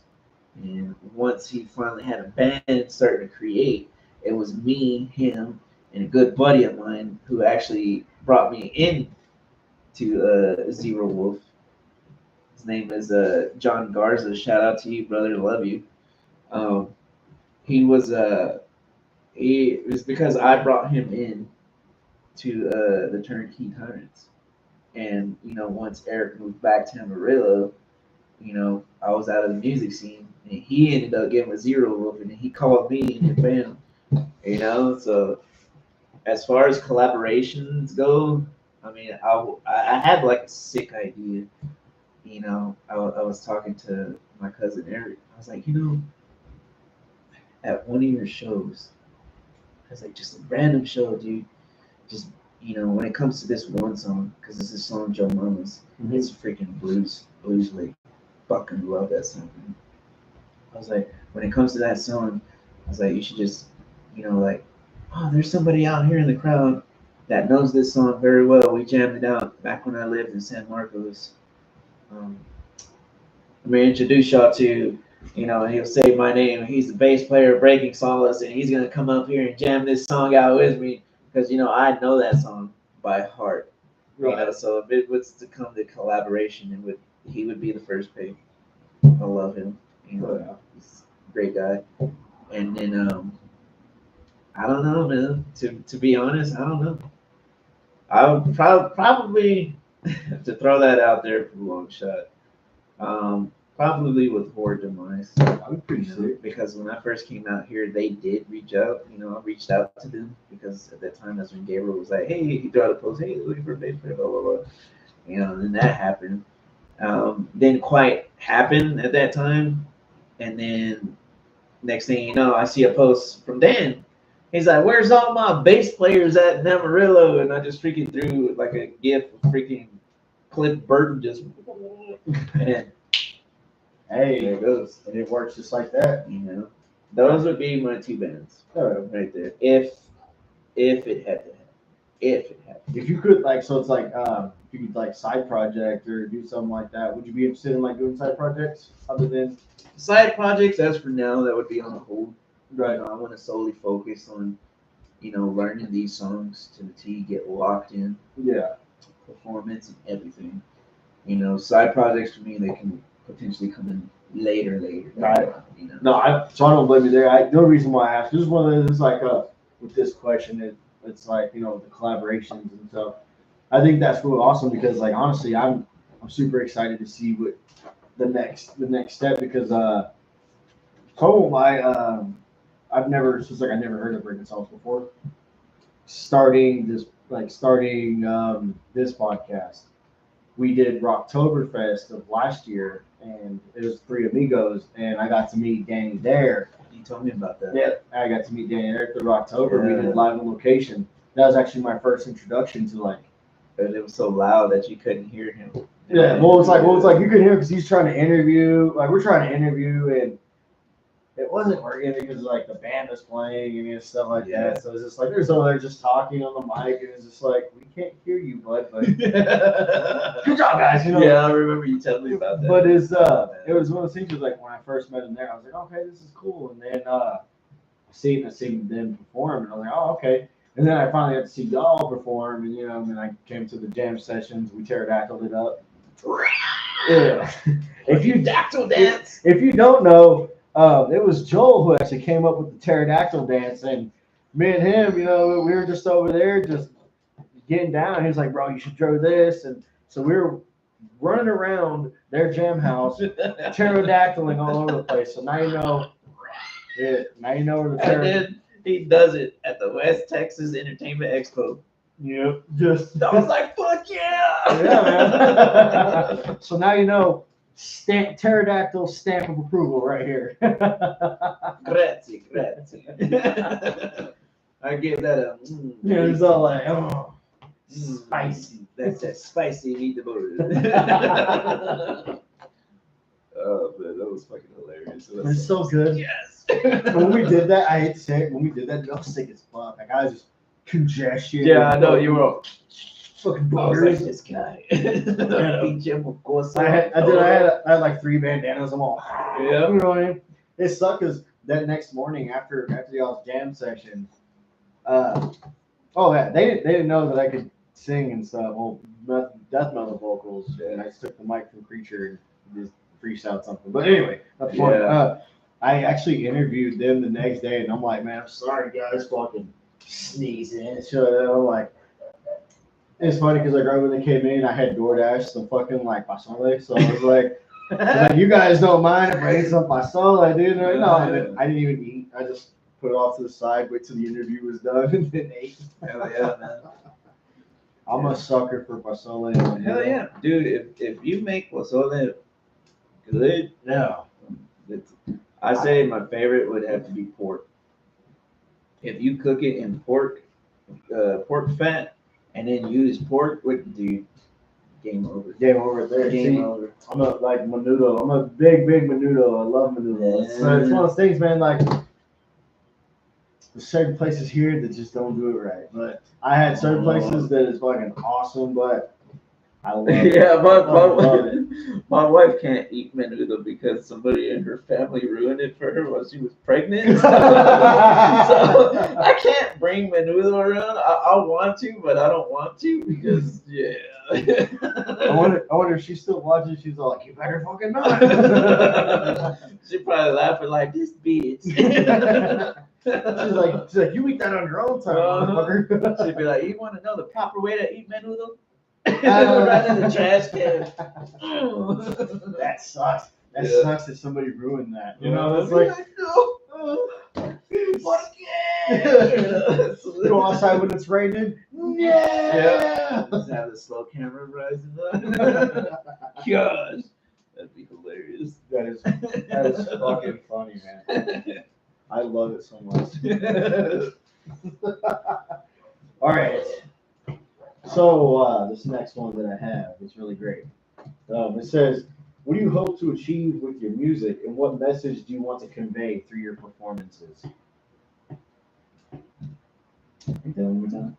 Okay. What do you hope to achieve with your music, and what message do you want to convey through your performance? It's a weird one. My sole purpose, I strive to succeed. That's what I'm. Wherever we go with this, whether it's to the top or semi there, I'm for it. That's what I want. I just want to. I love playing music, dude. Period. You know, that's one thing that just it's there. You know, the message. The way I see the bass in each instrument is that each instrument tells a different story. To me, each instrument tells a different story.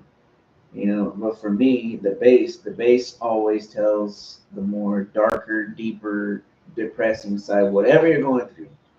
You know, just because the low tone of it. Right. You know, but then you have those songs that like Breaking Solace. A lot of the songs, they have that, I'm down here, type. I'm depressed. But the sole message through all of that is, even to my own personal, playing and everything that I've gone through in life, there is light within that darkness. So even when you're down to your wits end, you're like, man, fuck this shit, blah blah blah. Because I've been there before, man. Right. We've all been there before. Yeah. And I play because that's everything to me. It just, like my wife says every time when I talk about my music, I'm like a little kid. I'm like a little kid when I talk about my music, and she loves that. Just so excited. Yeah, like, oh, check this out. Yeah, she loves it because she's like, I get to actually see the real you. And that's what music does to me. I could have the most shittiest of days. I could be in the most shittiest of moods. We play, even if it's just practicing, but I feel like $1,000,000. Fuck yeah. I let it all out on the streams. Totally. I let my streams talk for me. I like that. I like how you worded that. And speaking of your wife, we were talking about the Menudo. She goes, "That was your brother." LOL.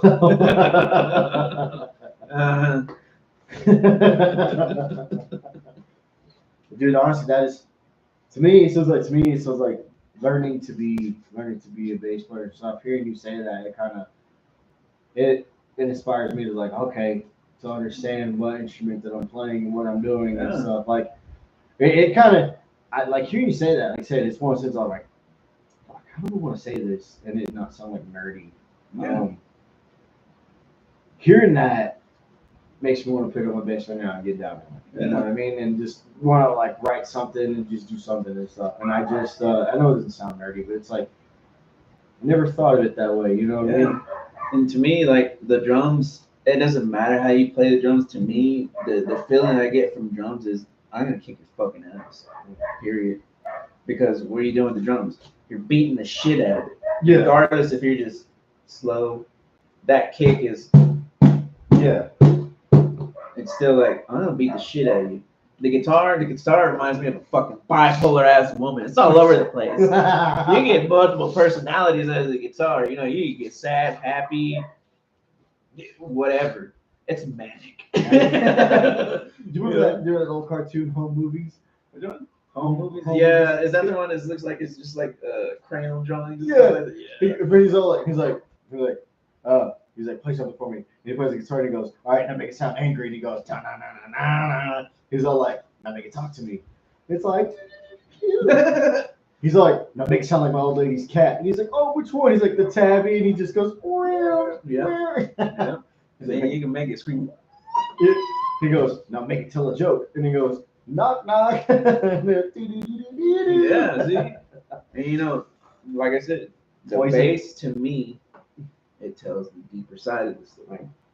That's me. That's how I see the bass. Honestly, man, I just put it that way. It makes sense, right? Yeah, words of Murderface. It's foundation for the band. You know what I mean? So it's like the drums and the bass are the foundation because they go glove in hand. I've never, as long as I've been playing, I have never seen a point to where a bass player and a drummer don't get along. And if they don't get along, it's because one is fucking has a huge ass ego and he's got so prideful and he's puro machismo. That's the only time I see that happen. I get it.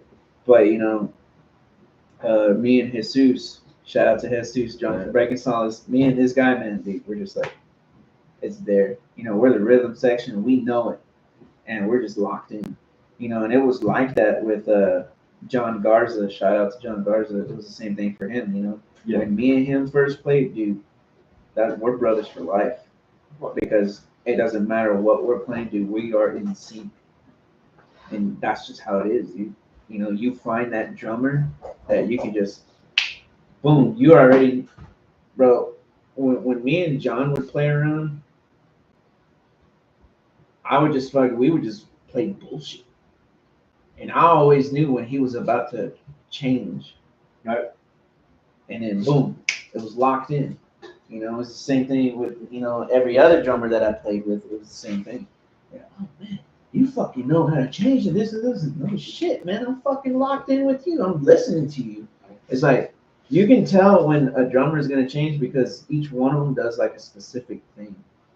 Whether you're looking at them or you're just by ear, you can tell when they're about to change. I mean, it's just like you said, like once you get to know them and everything, it's like okay. Feel it. It's like when you put all bullshit aside and blues is all about feeling, you know. And if you're able to feel the blues, you can feel the drummer, you can feel the beat. You know where it's gonna go before it even goes there. So you're already locked in. So once he hits that different sound, boom, you're already changing. You're like, all right, boom. Yeah. It's like, I know we keep referencing Metalocalypse a lot. He's like, those boys got the blues. Lick it. He's like, oh. Like, what? He plays my only way a blues man can get the flavor. Lick it. He's like, there, I lick it. He's like, what do you want us to do with these grandpa guitars? He's like, go play them. He's like, it's physically impossible for us to not play fast. Cinder blocks. That was at the beginning of the episode. At the end of this episode, I fucking love it. He goes, somebody slapped my sunburn. Bam! He's like, oh, I feel pain. Yep. All right, let's do this. That was funny. That episode was funny.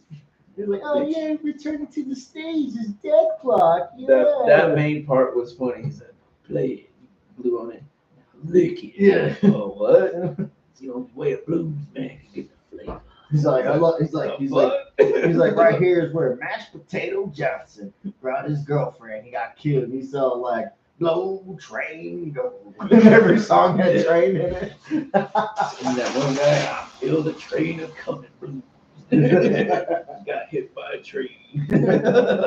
I love it. They try to sell their souls to the devil and fuck it up. Yep. He's like, oh man, we can't even sell our soul to the devil because he gives them a contract. He's like, oh, then right here, here's your $5 gift card to Hot Topic. And he goes, yeah, I'm gonna sleep on it. I'll see you later, guys. You know that was King Diamond? Yep. Yeah, dude, I love King Diamond. He was also the motivation speaker. Yeah. Wow! Yeah! Fucking trip. And then he was also that one guy that they interviewed. And Birdface was like, wait a minute. How about little Debbie? How is she? How's she doing? So I'm a highly skilled microphone. Yeah, I always do what is best. Yeah. Dude, King Diamond is the shit. I grew up listening to King Diamond. I actually got to see him live. I did too.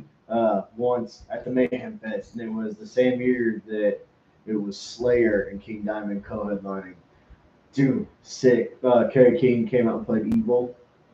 Dude, it was just, that was a great time. I think that was the last time that I've seen them with Dave Lombardo. Because every other time after that, it's always been, I'm drawn. I know their names. Don't, the big four. Paul Bostoff and Gary Holt.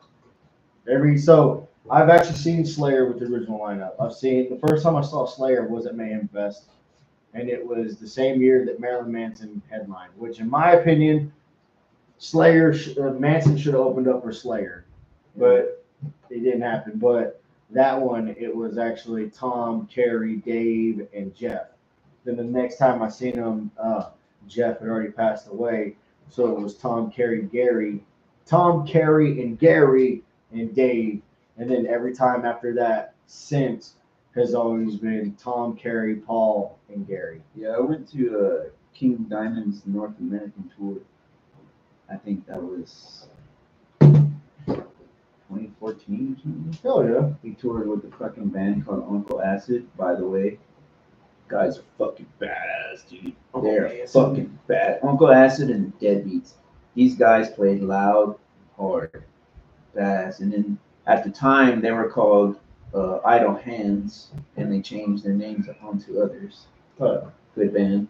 And then it was King Diamond. And then that's when they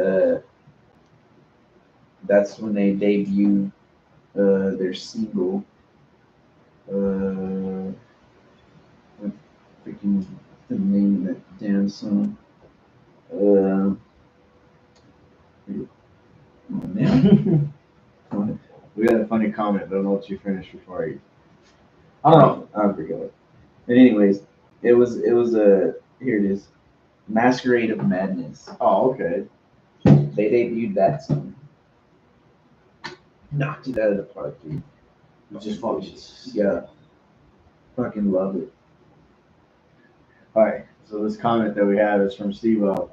He says, next show you play, casually walk up and crop dust the drummer after spicy food, and his sticks will pull the stink to his nose but maintain heavy eye contact during tempo change and no laughing.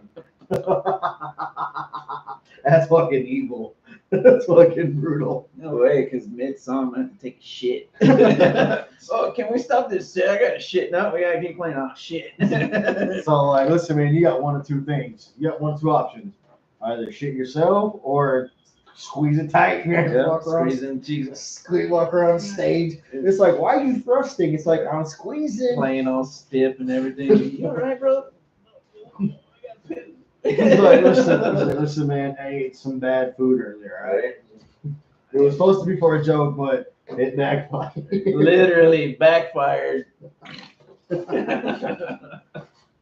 Question number 9. We're already an hour and 36 minutes in. You never, like, honestly, man, it's one of those things where it's like, time flies when you're having fun. You know what I mean? And this to me is fun. The first few episodes that I did, it felt like the time went by slow, but it's like I was still getting my bearings and getting to where it's like that. Because at first I was nervous to do this because in Three Amigos I had 2 other dudes to look at when I start stumbling. Now since this is just me, I'm like, you know. So now I'm prepared, and now I'm more loose and good, and let's get it. And I have a few drinks in me. So yeah. Number 9. So what are your biggest strengths as a bass player, and what are you working to improve? And that being said, how long have you been playing bass? I should have asked that at the very beginning. I've been playing bass since 2004. Oh, shit. So it's been a while. Yeah, it's been a while. So 2011 is when I had an accident with a chainsaw. Oh, shit. These 2 fingers. See that? I see now. That's fucking wild. Right there too. What'd you do? It wasn't me. It was my brother actually knows this because he was there with me, which he's at my house right now. We were with my dad, and he was actually pulling the tree. So if you're hearing this, Ashley, my love, yeah, let him know. You're probably laughing, but anyway, he was pulling the tree. Dad had the chainsaw and he was cutting it. This is my first time. This is my brother's first time using that tractor, so you know what the fuck he was doing. He was pulling it, and the tree kept going like this, kept rocking, right? So then it got stuck, and my dad called me.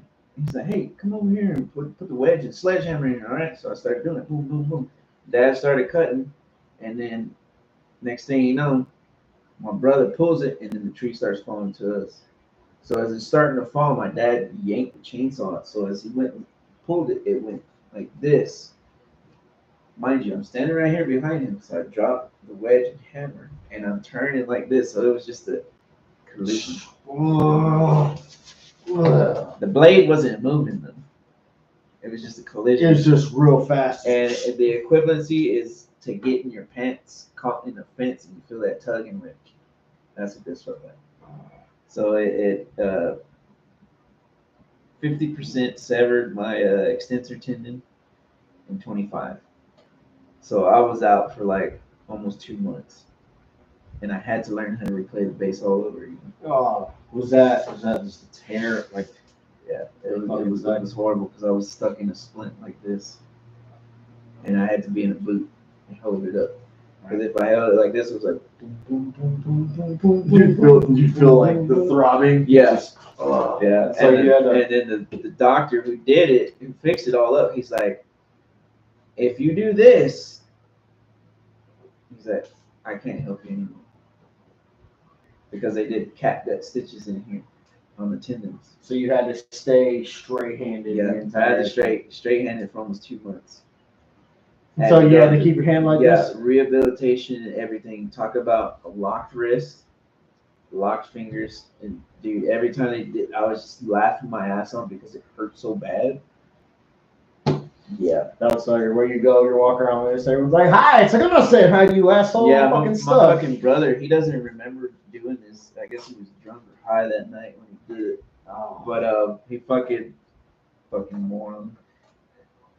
He took a picture and he sent it to me. He put a fucking sock on his hand and he had like a pizza box in it and he put ketchup on his fingers. I was like, you fucking bitch.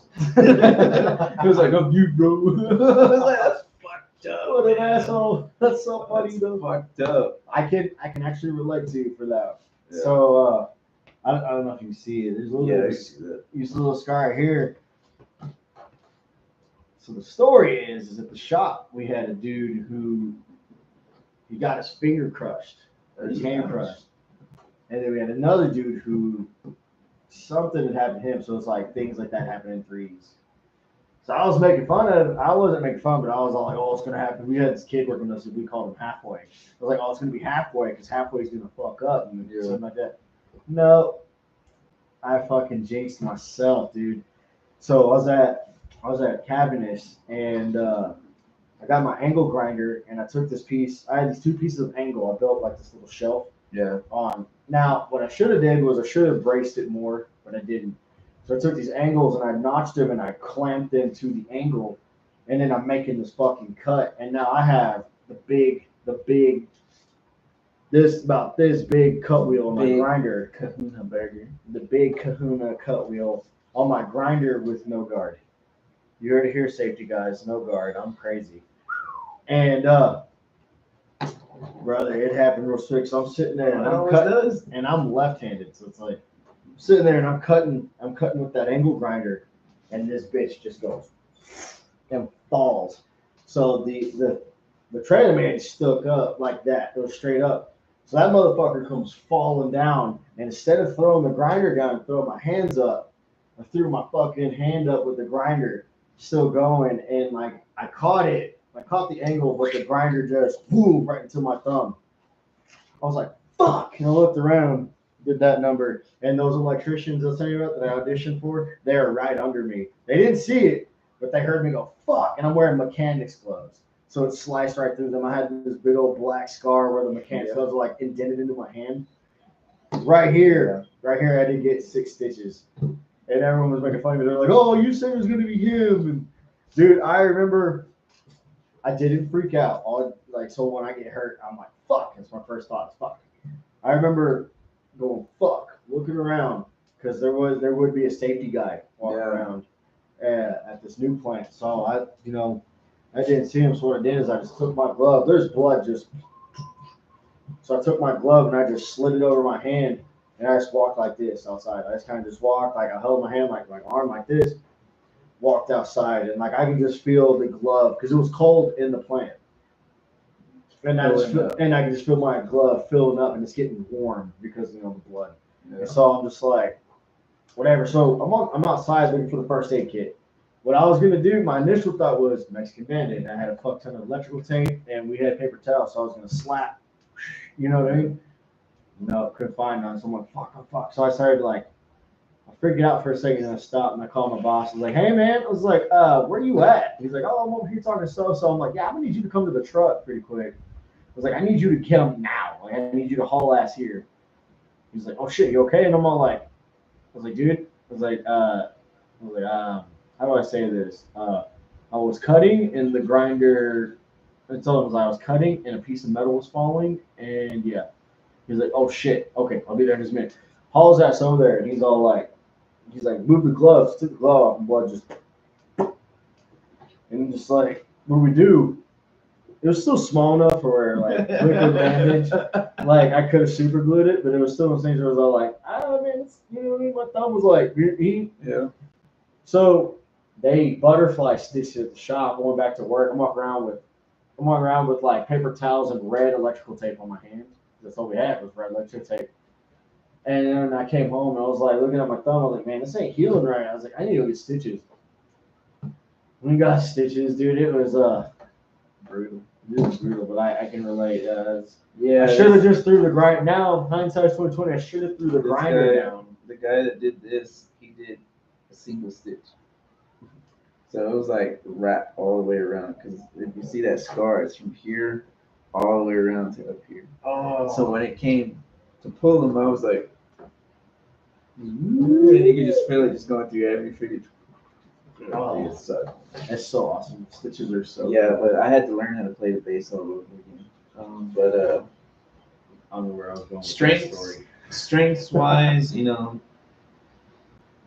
my strengths would be, you know, obviously playing with fingers, you know. The technique that I use is from Steve DiGiorgio. You know, a lot of people sometimes they rest their thumb on the pickup, or they'll on the strings as they go down. His technique is, instead of doing all of that, is that, let's say if he's playing the B string and then he goes down to the G string or the E string, obviously, he'll leave it on the B, right, and hit the E, and then when he goes down to the A, he'll tuck it underneath the B, and he'll hit the A, and then it's further down, his thumb starts going all the way further in. So it's resting underneath the strings next to the pickup. Actually works, because at the same time, you're killing sound from those other strings. Wow, So it's muting it. Honestly, that'd be something interesting to learn. Like, Yeah. That's pretty fucking fire. Yeah, it is. As far as weaknesses, obviously it's a pig. Can't use a pig, Right. you know. They have to improve somehow, some way. Yeah. Because singing wise, it's in develop, because again, I was never given that role to where I had to play and sing. I've always wanted to. And now that I'm in Breaking Solace, I get to do it. And it's incredible because it's a learning process, and it's like, yes, it turned out great. And you know, Dan's such an awesome coach about it. You know, he's like, just listen to the music. He's like, listen to it, he's like, you're gonna know when you're coming in. He's like, instead of trying to sing it, talk it, talk the words as you're playing it, so that you can get it out there. Yeah. And you know when it's gonna come in. Just instead of singing it, he's just talking like how we're talking right now. Yeah. And it works. It's an awesome way to do it, you know. I have to start practicing that. You know, yeah, and then it's cool too because he handed that down to me, and that band I was mentioning to you, Sweet and Serious Nightmare, the singer Candace, she's female, she's learning to play the bass right now, so she wants to learn how to sing too. So I told her the same thing that he told me. If you know when you're supposed to come in and sing, talk, and play that note at the same time, and eventually it'll come to you. So I was like, man, I never thought about it that way. It makes sense. It's pretty cool though. I like that. Like I didn't think of it that way either. It's just, you learn something new every day. Exactly. Yeah. So strengths, weaknesses. He's like, fuck that damn pig. Yep. All right. This is my last question, but doesn't mean this is, you know what I mean? This is my last question, but doesn't mean it's the end of the podcast. We stop when you're ready to stop. And we're pushing on hour and 48. So like I said, we stop whenever you're ready to stop. Dope. So number 10 is tell me about your favorite performance experience and why it was so memorable. Dude, my favorite of all was when we West Texas Entertainment Expo. That was my favorite of all, because you know we practiced so hard, and we went out there and we played our fucking hearts out, dude. And to be out there and just be able to, headbang and do what Dan calls my dancey dance, where I'm just dancing on stage, to be able to do all that, and then not only that, showcase that I can fucking sing and fucking scream and shit like that. That is my all-time favorite. That one is memorable for sure, most definitely that one. Fuck yeah. And I know there's gonna be many more to come, but that one stands out the most because that was my first time ever with Breaking Solace. Shout out to Candy Kane, lead guitarist. Shout out to Dan and Disaster, love you. Shout out to fucking Jesus, the drummer. This is Jesus' second coming. And shout out to our newest member, Zach, Mr. Teller. Fucking A, man. It's a fucking incredible band. Dan can sing, Mr. Teller can sing and scream. I can sing and scream. Jesus can scream. I mean, come on, dude. It's a versatile, universal band. Right. I said after y'all's jam sessions, man. I love the fact that y'all invite us out to the jam sessions. I love that. To me, I'm like, yes. Like why are we not there all the time? Let's go. Yeah. I enjoy it, it's like after seeing that, I'm excited for y'all. Speaking of which, we have a jam session on Saturday, and at my job, I'm about to make a shout out. He's a kickboxer, right? He's an amateur kickboxer right now. Oh, hell yeah. He's about to do his pro fight pretty soon. Cesar Ortiz. If you don't know who he is, check him out. He is on Facebook. He is actually going to be our special guest on Saturday. He's going to come and watch us practice and perform. Oh, hell yeah. So he's stoked and he's excited. And we are excited to have him there, have his presence there, because it's just going to be badass, man. The guy's, he's a great guy. He is a very respectable man, very respectable. And, I see it going far for him. His main dream is to eventually get into, MMA, UFC. So, and right now they are looking for sponsors to help get them to go out to Europe right now. Oh, so shit. If anybody in the Amarillo area knows anybody that can sponsor it, help these guys sponsor it, help Team USA to get out to Europe and represent. Shout out again, Cesar Ortiz. Do it to it, man. Stop going around and kicking people in their shins. Did he do that to you at work? He's like, hey, what's up? No, I would fuck with him. I'm like, hey, bro, don't be going around kicking people in their shins. And he's like, I'll try not to, man. I can't leave you promises. He's like, well, it depends if they piss me off or not. Right? But he's fucking 6 foot, man. Oh, fuck that. So I'm just like, I'd be scared to get kicked in the shins by somebody who's 6 foot. But he's a really cool, respectable guy. I'm a short dude. I want no part of that. I will never. There's no saying with like me being a short dude. I will never break up a fight with anybody who's taller than me. Oh yeah, because at that point in time, you're on your own. It's like, listen, man. That freaking arm is gonna wrap all the way around. Yeah. Got myself a Chingasos. Yeah, definitely. Oh man, we still got 6-pack of beer left, and yeah, we do. Oh shit, that skate comp started. Ooh. Wow. I don't know how it's gonna last. I might go check it out later. You gotta do it. Yeah. I know. You want to keep going, or it doesn't matter to me, man. Okay, I'm down to you going. Like, if you are you going, I'm down to you going, man. We got 5 viewers, 4 likes, good amount of comments, and the best part is this episode actually, to me it's the small victories. Okay. Yeah. This episode actually peaked with 11 viewers so far. Right. And to me, I'm like, that's sick. It is. I'm like, all right, let's go. Let's get it on. It is. I mean, it may not seem much to a lot of other people. That's just 11 viewers. Yeah, so what, isn't it? He's just, so what? Yeah. It's a victory to you because this is what you created. Yeah. This is your thing. Pacos fucking Chingasos. If you don't like it, hit the road. Yeah, man. But that 11 can turn into 22. Right. And then it can turn into 44.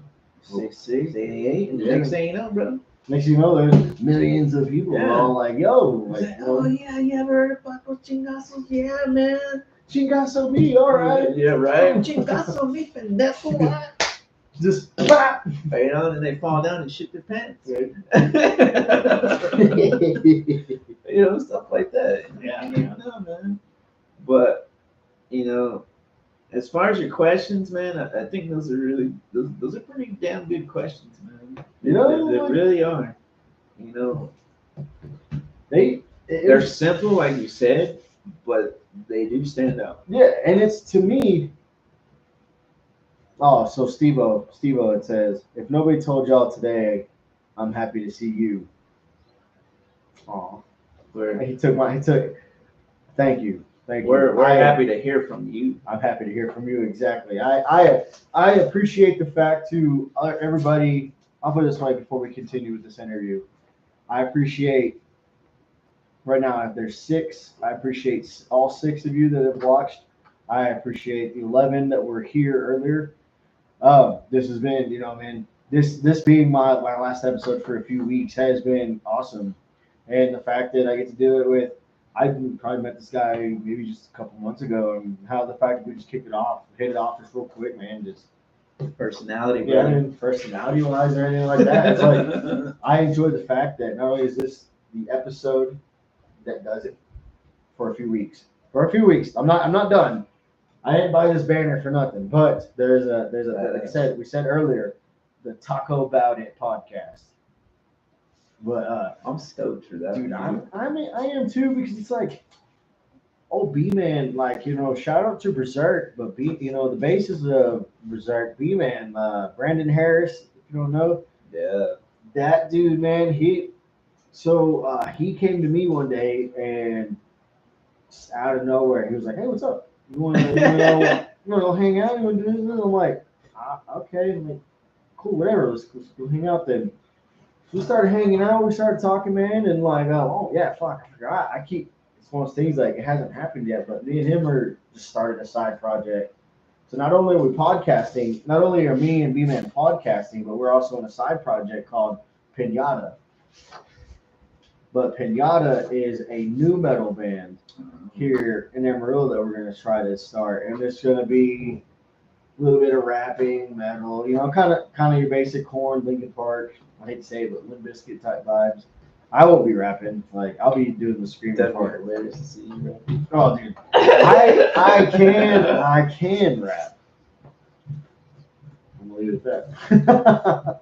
Let's just say there may be a rap song in our set list on Bomb City Pile Driver, and you may or may not know this song, but I let you know. Wu-Tang is for the children. Wu-Tang. Yeah, I'm a big Wu-Tang Clan fan. I love Wu-Tang Clan. Can't get enough. Love it. Let's see, throw it up. The Wu-Tang. Wu-Tang. I was actually. Wow, hold on. Yeah, I'm not done yet. Yeah. We're just taking a quick break to do Taco About It, which, if you want to be a part of Taco About It, we're going to have a new YouTube page pop up for Taco About It. And I said it earlier, but if you're just not tuning in, to let you know, the Talk About It podcast is going to be myself and B-Man with a couple of guests, and we're going to play a trivia game. And whoever loses the trivia game has to eat a super spicy taco. So it's going to be right your butthole. Yeah. We may do that, or we just may have a big ass taco tray here, and all of us just sit around and just eat and talk. You know. Hell yeah. We sit around. Go either way. Yeah, we sit around and eat tacos. You know what I mean? I love it. Or you can have your tacos with a whole bunch of different salsas right there. Yeah, that's what I mean. And then you spin the wheel. It's like, all right, what do we got? Yep. Spin the wheel, whatever it lands on, it's like, ah. Hey, you never know. Listen, man, I keep telling my wife that I'm gonna get the tattoo. My next tattoo is gonna be on my stomach, and it's gonna be like Tupac, but it's gonna say tacos. Yeah, that's my next tattoo. I shit you not. I don't like taking my shirt off, but after I get my tacos tattoo, oh, bro, I'm gonna be shirtless all the time. I want people to know, like, it's like Trevor Sturdad from Black Dahlia Murder. He had heartburn tattooed on his stomach. Oh, fucking murder face. Yeah. Po Buddy's nerve face. Yeah. Po Buddy's nerve face. Yeah. That's fucking hilarious. for me, just big ass letters, tacos. And I'm like, that's what did it. That's what did it. Hell yeah, man. I'm like, yes. Tacos or pizza can go either way. I can get, actually get tacos and then pizza like under. Yeah. Or you can fold your pizza and make it into a taco. Yeah, see? Look. Ideas, man. Ideas. Love it. Love every minute of it. Oh yeah. Your wife says, I'll make some salsa. Ooh, man, tomatillo. She makes some hot salsa with it? Ooh. Yeah, man. Man. Oh, dude. She makes good sauce. She makes good food, period. I'm not the fuck. She's like, I'm not gonna play this now. Man, she makes good food. Shit. She does, man. She makes, man, her food's incredible. It really is. Fuck yeah. They say that's the way to a man's heart is through food. Yes. And that part, it's to a man's stomach. Thank you, baby. Hell yeah. All right, man. So I apologize. I'm not gonna stop it, but I'm gonna let you plug away. I have to. The tab is broken. I have to fix real quick. That's cool because you know what? I'm gonna have to backdoor you with that too. I'm gonna pee for a little bit or whatnot. Got it. You've had to go for a minute too. Yeah, I've just been sitting here, you know, clenching up. I'm over here playing drums at a table mall. Yeah, you're doing the pee dance, except you're doing it with your hand. I'll be right back. Like I said, you keep plugging away. That's freaking hilarious. So let's see what we got here. Let's see. I'll make some salsa. Yes, please do, baby. Your salsa is always delicious. I love it, and I love you. Anybody else have any more questions they would like to ask? And by the way, if you see the jewelry that I'm wearing, this chain, matching bracelet, it's actually from the Hero company. Dan told me about this company. The best part about it is that all money and proceeds go to veterans with PTSD. And so, you know, I'll totally stand for that.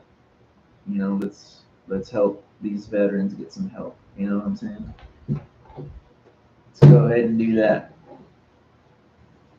So let's get some more questions going on here. If anybody has any, let's see, we'll go ahead and type it in here. You in the comments now? I'll put any more questions. Let's hope they answer. Hell yeah. Honestly, man, shout out to the new people that are joining in. We now have eight viewers. If you can, Hell yeah. tell us what's up in the comments. Hell You yeah. actually, and Steve-O, real quick, favorite song was Steve. How do you say the last name? You were saying it earlier. Steve DiGiorgio? DiGiorgio. Let's see. I apologize. I'm bad. I want to see names. I'm like, that's a tough question, man, because he's got a lot of good songs. I say when it was with Death. Suicide Machine. That was fucking bad, dude. That dude is just all four of his fingers just yeah, dude. And he's not skipping a beat at all. Suicide Machine. If you ain't heard it, check it out. I'm about to go check it out. Yeah. And then Ashley says, "Who's Mundos Ramos?" That sounds like my brother. And to answer that question, Mundos Ramos. you are, baby. No, If you've seen American Me. that's the one. There's a part in that movie where they have this half Italian guy. That dad is like the main drug dealer, he's pushing the weight, and his son ended up getting locked up. So they brought him in. You know, they were gonna take him out anyway. So they made some hooch. You know, and they're sitting there drinking. He's like, "Oh man, this shit's looking good, man." He's like, "Oh, yeah, wait till the broad gets here." You know that, but that's before it. But they're talking about like some boxer guy. It's like Mando Ramos. He's like, "Who's Mando Ramos?" And he started laughing, and that's when he told me, like, "Oh man, I fucked up." He's like, "Yeah, wait till the broad gets." Well, yeah, who's the broad? You are, baby. So what we did is we skipped all that part. We took the "you are, baby," and then who's Mando Ramos? You are, baby. Stupid shit. You know? So Blooded or American Me was one that, dude, I couldn't watch that one. Absolutely. Dude, it's one of those things where, man, I'm like, yeah, it's one of those. It's not for the faint of heart. yeah, Especially on those certain scenes where it's like, yeah, no, not not for me. I can't do it. But There's too much erotica in it. yeah, I'll watch Blood In, Blood Out. Oh yeah, But that one's my favorite. I didn't get the nickname Paco from Blood In, Blood Out. I shout out the Klaus Boys for that, but yeah, the Klaus Boys gave me the nickname Paco. But I mean, when I think about it, it's like I'm Paco, and I live up. I was like, if I'm Paco, I was like, man, a cool guy, and Blood In, Blood Out was Paco too. You know what I mean? That dude, the baddest boxer in the neighborhood, and then he ended up turning into a cat. He turned to a cat. Blew his own cousin's leg off. Joke. You know they did another movie, right? It was called La Mission. Yeah, I heard about it. That one was rough to watch too. Gay things. Cheesy. I don't know. The Lowrider was cool though. That, you know, you can never top the first movies ever. It doesn't matter. To this day, man, Blood In, Blood Out's my go-to. If I'm gonna watch it, if I'm gonna watch a prison movie, it's Blood In, Blood Out. Or Machete. Oh my God. Love Machete. Me and my wife were talking about that the other day. I was like, oh my gosh. He's all like Machete. He ended up. Machete. He was originally just like a side character in a movie. I forgot what movie it was. He was always inmate one, in like Blood In, Blood Out. I think American Me he was in. Danny Trejo did a lot of shit. His first movie he debuted in was Desperado. That was his first movie he played. I fucking love. Like that's one where he was throwing the knives. Quiet Assassin. Yeah. He was the Colombian assassin. He had the knives all over him. That was the first movie he played in. And he's blown up since. Oh yeah. Video games too. Was he in Mariachi with Antonio? Yeah, with Antonio Banderas. I think he was in El Mariachi. No, I don't know if he was, but I know he was in From Dusk Till Dawn. Yeah, he was in From Dusk Till Dawn. That's funny because he was wearing the same freaking coat. Yeah, everything was the same. Same thing. But I swear he was in like El Mariachi too. He probably was. Because so there's Desperado. Who's the protagonist? El Mariachi was the first one. So yeah, El Mariachi was the first one with Antonio Banderas. I think no. And then it was El Mariachi was a different movie. They had different actors and everything. The second part was Desperado, and after that it was Once Upon a Time in Mexico. Yeah, I was saying because Johnny Depp was the Once Upon a Time in Mexico. The Three Arms. Yeah. Yeah. No. All three of them though. Yeah. Fucking great. I forgot who did. I don't know who did it. Maybe it was Guillermo del Toro.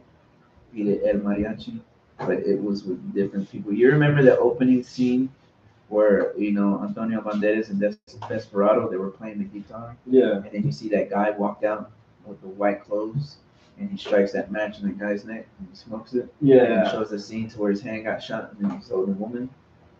Okay, that guy, his name was Moco. He was like the main cartel guy in El Mariachi. Yeah.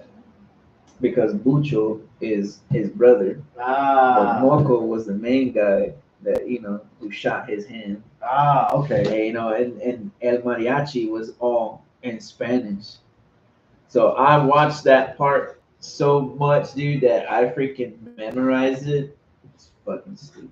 Dude, I fucking love all three of those movies. They're one. It's like watching Evil Dead and then going to Army of Darkness to go back into Evil Dead with Bruce Campbell. The story continues. Story continues and stuff. Dude, the first, it got crazy because after the first one, then it started turning more comedy. Yeah. But I mean, it's cheesy, but you gotta love it, man. Yeah, no. You have to fucking love it. Bruce Campbell killed it, man. Yeah. And now he's got Ash versus the Evil Dead. Yeah. He actually voiced this video game character too. Yeah. Old school D&D game. Mm-hmm. Yeah, he's all like, fuck, I forgot what he says, but it's fucking funny. But he was all like, Nasa Baratu necktie. Yeah. He's all like, Fucking bored, yep. He looks around. He's all like, Ratu, Rarata. Okay. I said the word. he's like, say, grab the book. No, what kills me is he's in that cabin, and then all those fucking like all those London Bridge is falling down. puts the nail up. Boom! And then, My fair lady. but they all come together in 4 people lash, and he's all like, California. He'll hold his jaw. That's why. What does it say? Come get that well, small yards. Oh, hey, what's that on your face, huh? Dirt in his face. He's like, ah. He's all like, this here is my boomstick. The funny part is when they got beaten, and then you had that one that was dressed in those robes, that skeleton. Let's get the hell out of here. That part, oh god. My fucking brother does that voice hilarious. Man. That's like the only part that he always says, let's get the hell out of here. Fucking I like it when the fucking car comes in, they're all like, what the hell is that? Yeah, baby. He's like, oh, come on, that was just a pillow talk, baby. Pillow talk, baby. But she's all like, I used to be good. Now I feel very bad. Yeah, what was it? What were you born in? What was it? Were you born in a barn? Shut the door. What am I talking about? We're born in a barn. First you want to kill me, now you want to kiss me. Hello. Cheesy as hell, man, but it stands out. So good. It stands It's out. better than Stallone's Judge Dredd movie. I am the law. Adrian! Adrian! The fight was it with Clubber Lang when he was talking to Adrian. Say woman, I bet you stay up all night wishing you had yourself a real. I tell you what, how about you bring your pretty little self over to my apartment, right? I'll show you what real man is. You want to fight? I'll give you a fight. That part. It's Mr. T, right? Clubber Yeah, Lang was Mr. old T. Mr. T. And if like Apollo Creed comes up to shake his hand, get your hand out of my company. I need you coming over here and mess me up. You know what's funny? Nothing but has been. You know what's funny? After that, they were like, oh, Mr. T, yeah, let's get him in a wrestling ring with Hulk Hogan and see what happens. And it's like, what? What now? Dude, what now? I don't know if you watched the last podcast, man. Me and Gabriel were drinking Hulk Hogan's beer. No, I didn't see that. Yeah. Like, I was at work and I was gonna watch it, but I was like, shit, I'm fucking working. I He's can't like, watch this. I can't just stop. I'm gonna be able to fucking, I'll get in trouble. They were like, hey man, what the fuck you doing? It's all like, Hey, what's that? Yeah, some stupid shit like that. Or So just, Now I gotta ask.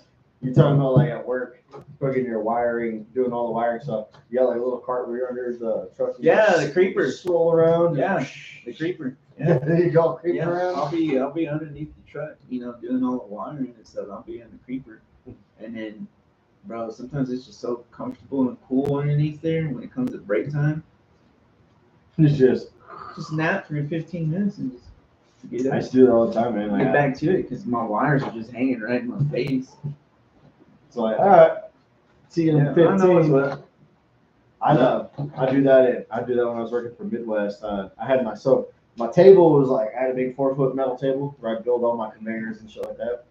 And I had my little rolling chair and my fan, and my, like, right there was my mini fridge.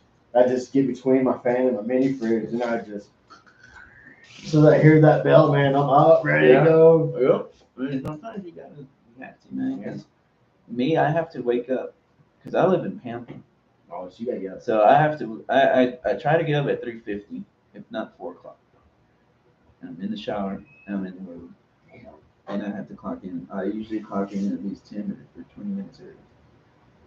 Clock in time is usually you got that 10-minute gap. The 10-minute windows. That's 5:50. 6 o'clock start. So I'm up for all that amount of time, and I'm working.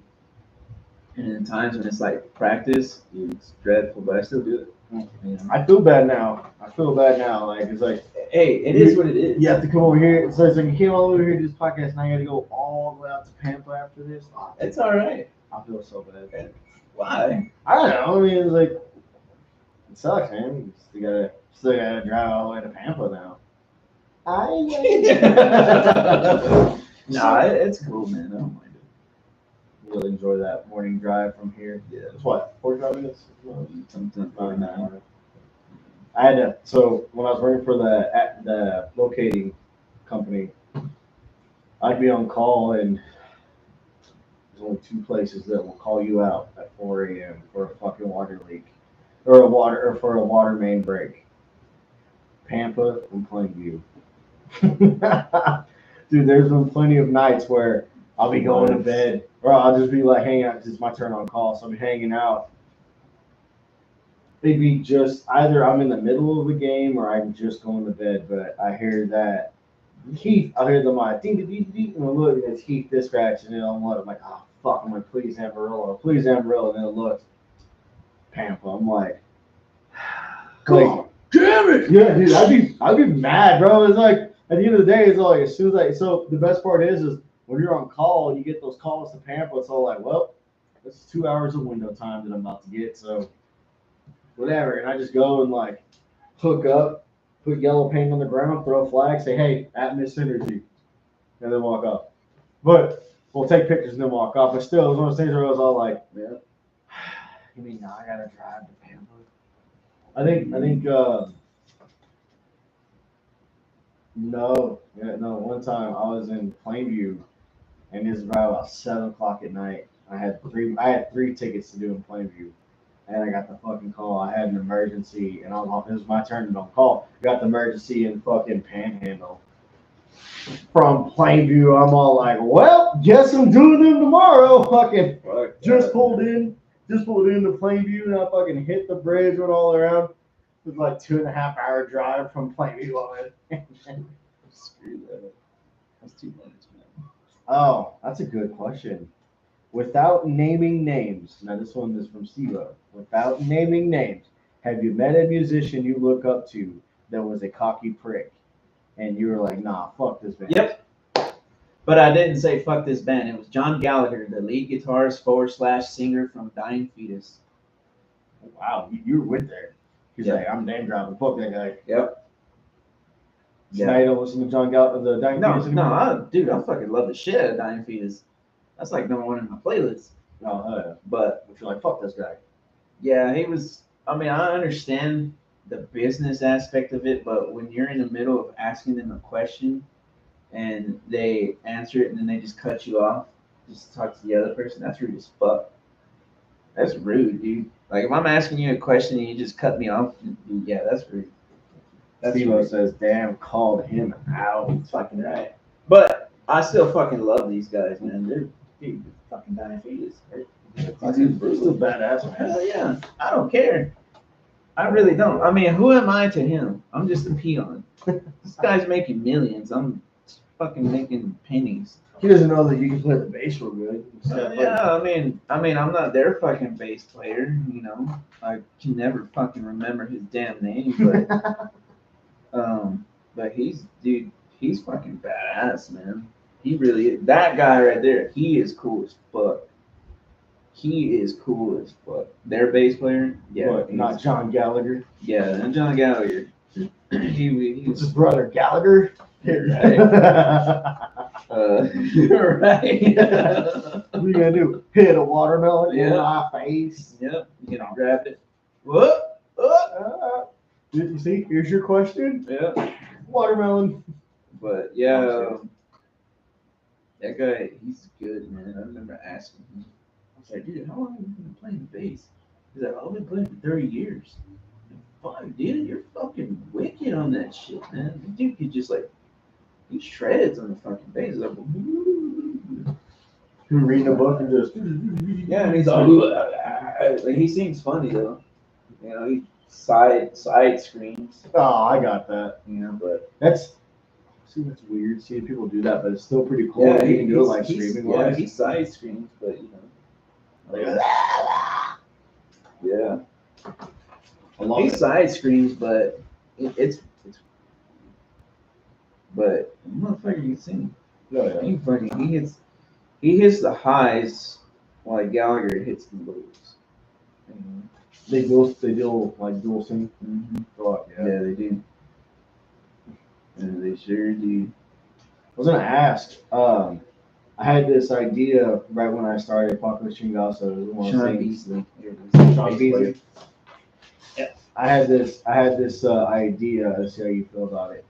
So if Pacos Chingasos gets a little bit bigger, to where I can start like bringing in well, if I'm working, I can bring in my own revenue. But if I start bringing in revenue through like YouTube stuff through Pacos Chingasos, I had this idea to where I was gonna rent a venue and do like a battle of like it was like a best of series.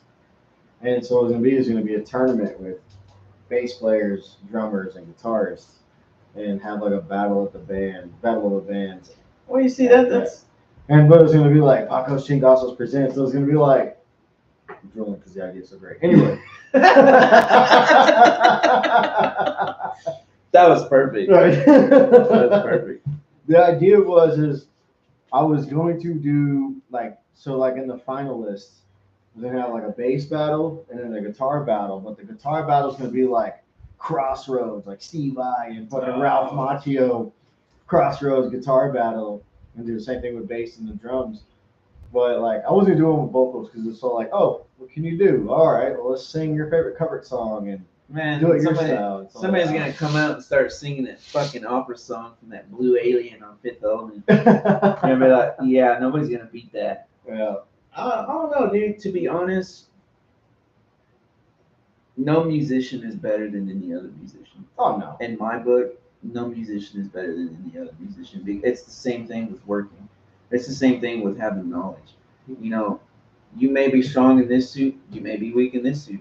This person may be strong in the suit that you're weak in, but he's weak in the suit that you're strong.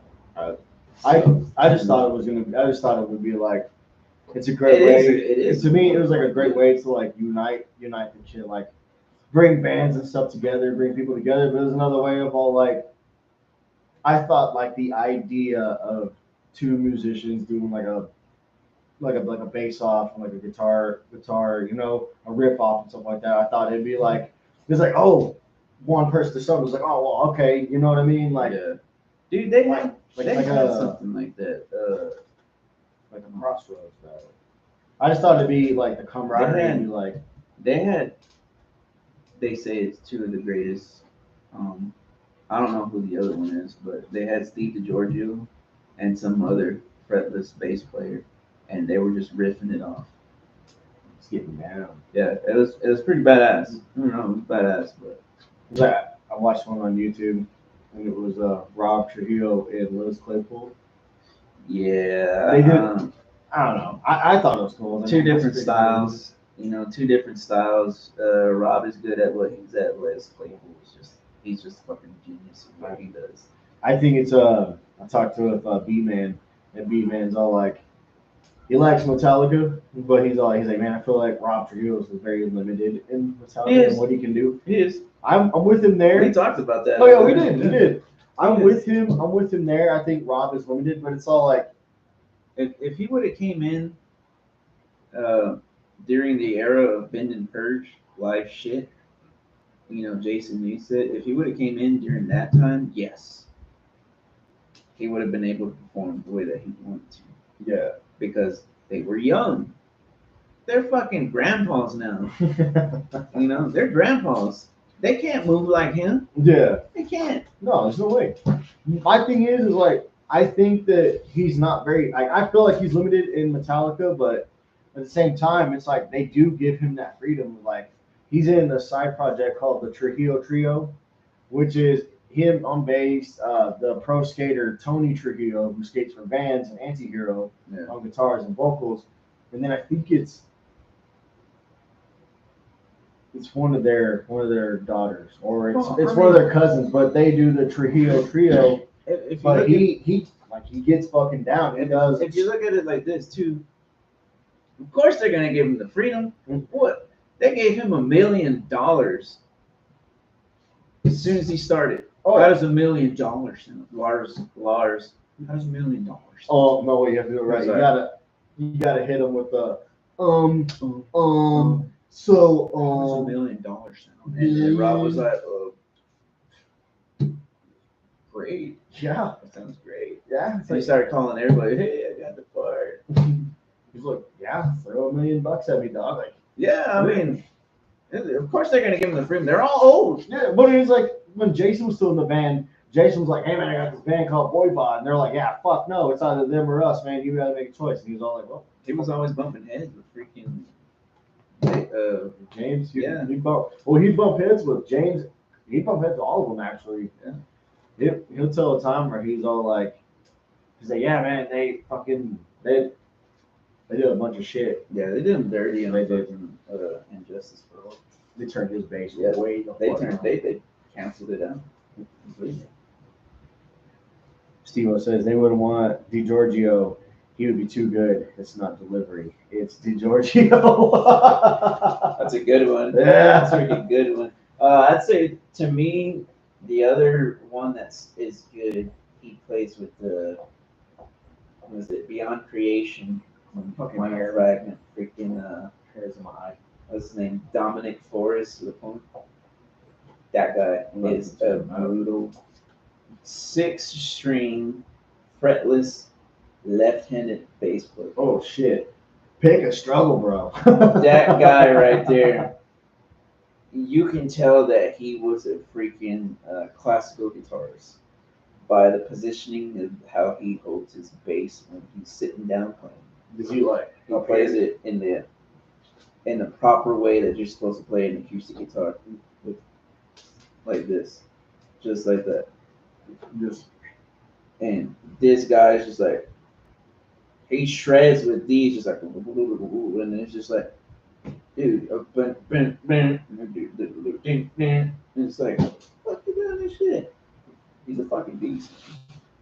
I think him and DiGiorgio would fucking be hand, left hand and right hand, fucking sick. they're pretty fucking sick.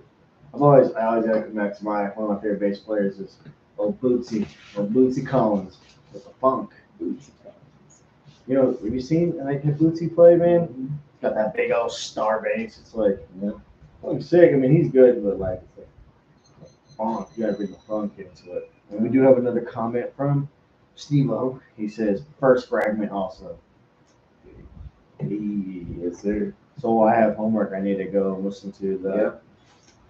Listen to. Now, man, I love adding new music to my playlist. Beyond Creation, Omnipresent Perception. That's a good fucking song. Right there. And then I can't even fucking think of the other one. But they're badass songs, dude. They really are. Oh yeah, really fucking are, because that bass just stands. You want to talk about bass solos? right there. That guy plays bass solos. You do bass solos? They're gonna let you have bass solo breaking songs? You know, I've never been given the opportunity to create a bass solo, and I've been wanting to do that for so long, for so many years. You gotta tell Danny. It'd be cool. Tell Danny, listen, man, I got this idea, brother. Let me cool. riff. I mean, because in Pieces, the bass line is actually a whole bunch of arpeggios. So it's a fucking fun song. It's bad. Is that one of your favorites to play on live? Oh, yeah. Oh, you haven't played it live I yet. haven't played it live yet, but it's. I don't know. He was all like, I'm ready to have that one's a set list. That song right there would actually, I've played it on my 5-string fretless, and it just sounds beautiful.